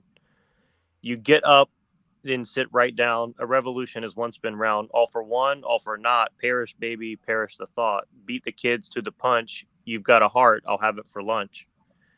You get right up and sit right back down. The revolution is one spin round. Dizzy, dizzy, dizzy. We all fall down. And then it goes on to make some other very interesting points. But I just wanted to read part of that because I was always wondering what that song's about. But I think it's about that, what we're talking about now. About basically we're seeing this perpetual revolution where I think everything just ends up with probably very similar people at the top of the pyramid, whoever they may be. I mean, I have my suspicions that the Israelis have some very powerful allies at the very least. That's my personal opinion. If what Machine Lies is saying true, I think that they have some very powerful allies, and my curiosity lies in, if that's the case, who are those people and what is their motivation in supporting such a thing? And that's kind of the interesting side of the story that I've been trying to explore. Because how will we ever know that? Well, I don't know if we can fully know, but I think that the question is very interesting because I think if you look, I look at things like everything, I call Christianity a lens, and I would say that questions are like lenses as well, because, with the question in mind, you start to re-examine all the things that and then you can kind of, make some assumptions that aren't necessarily true, but are interesting thought experiments. You know what I mean? That's kind of the way I look at it. So that's kind of my explanation of what I'm trying to do. Well, that's a good question to end on. And I don't know if you know this, but for those interested, P.F. Young is doing a stream later today at 6:00 Central talking about Israel, and he's going to be taking call-ins. There might be a panel, so the discussion can continue there as well. I'll try to drop in for some of it. Yeah, and I thank you for hosting, because this is not a friendly conversation that most people can engage in, because it's a very touchy subject for so many reasons, and I think my question is, I think there's reasons that people don't explicate as well, that why it's a touchy subject, and so that's kind of why I'm involved in this, because I think it's a conversation that's so difficult that I'm willing to have it, and you're willing to have it, and Machine Lies is willing to have it, and I just hope more people are willing to do that. So I appreciate you hosting, and I appreciate it. Yeah, I'm not sure how much clarity we got today. It feels like it might have muddied and obscured it even more, but I'm definitely willing to have the conversation. So let's keep having them. Absolutely. Yep, I agree. And thank you, Jeff, and hopefully we'll get to talk soon. Have a great day. Okay, you too. Take care. Thanks a lot. Bye. Okay, I gotta run. Let me find a little song to play out. I'll just use the one I played earlier. And Chris, we're gonna be back tomorrow night. We're watching I'm Thinking of Ending Things, 5 p.m. Central, and then we're gonna have an after show discussion afterwards. So we'll be on in the evening tomorrow. Okay, take care and see you then.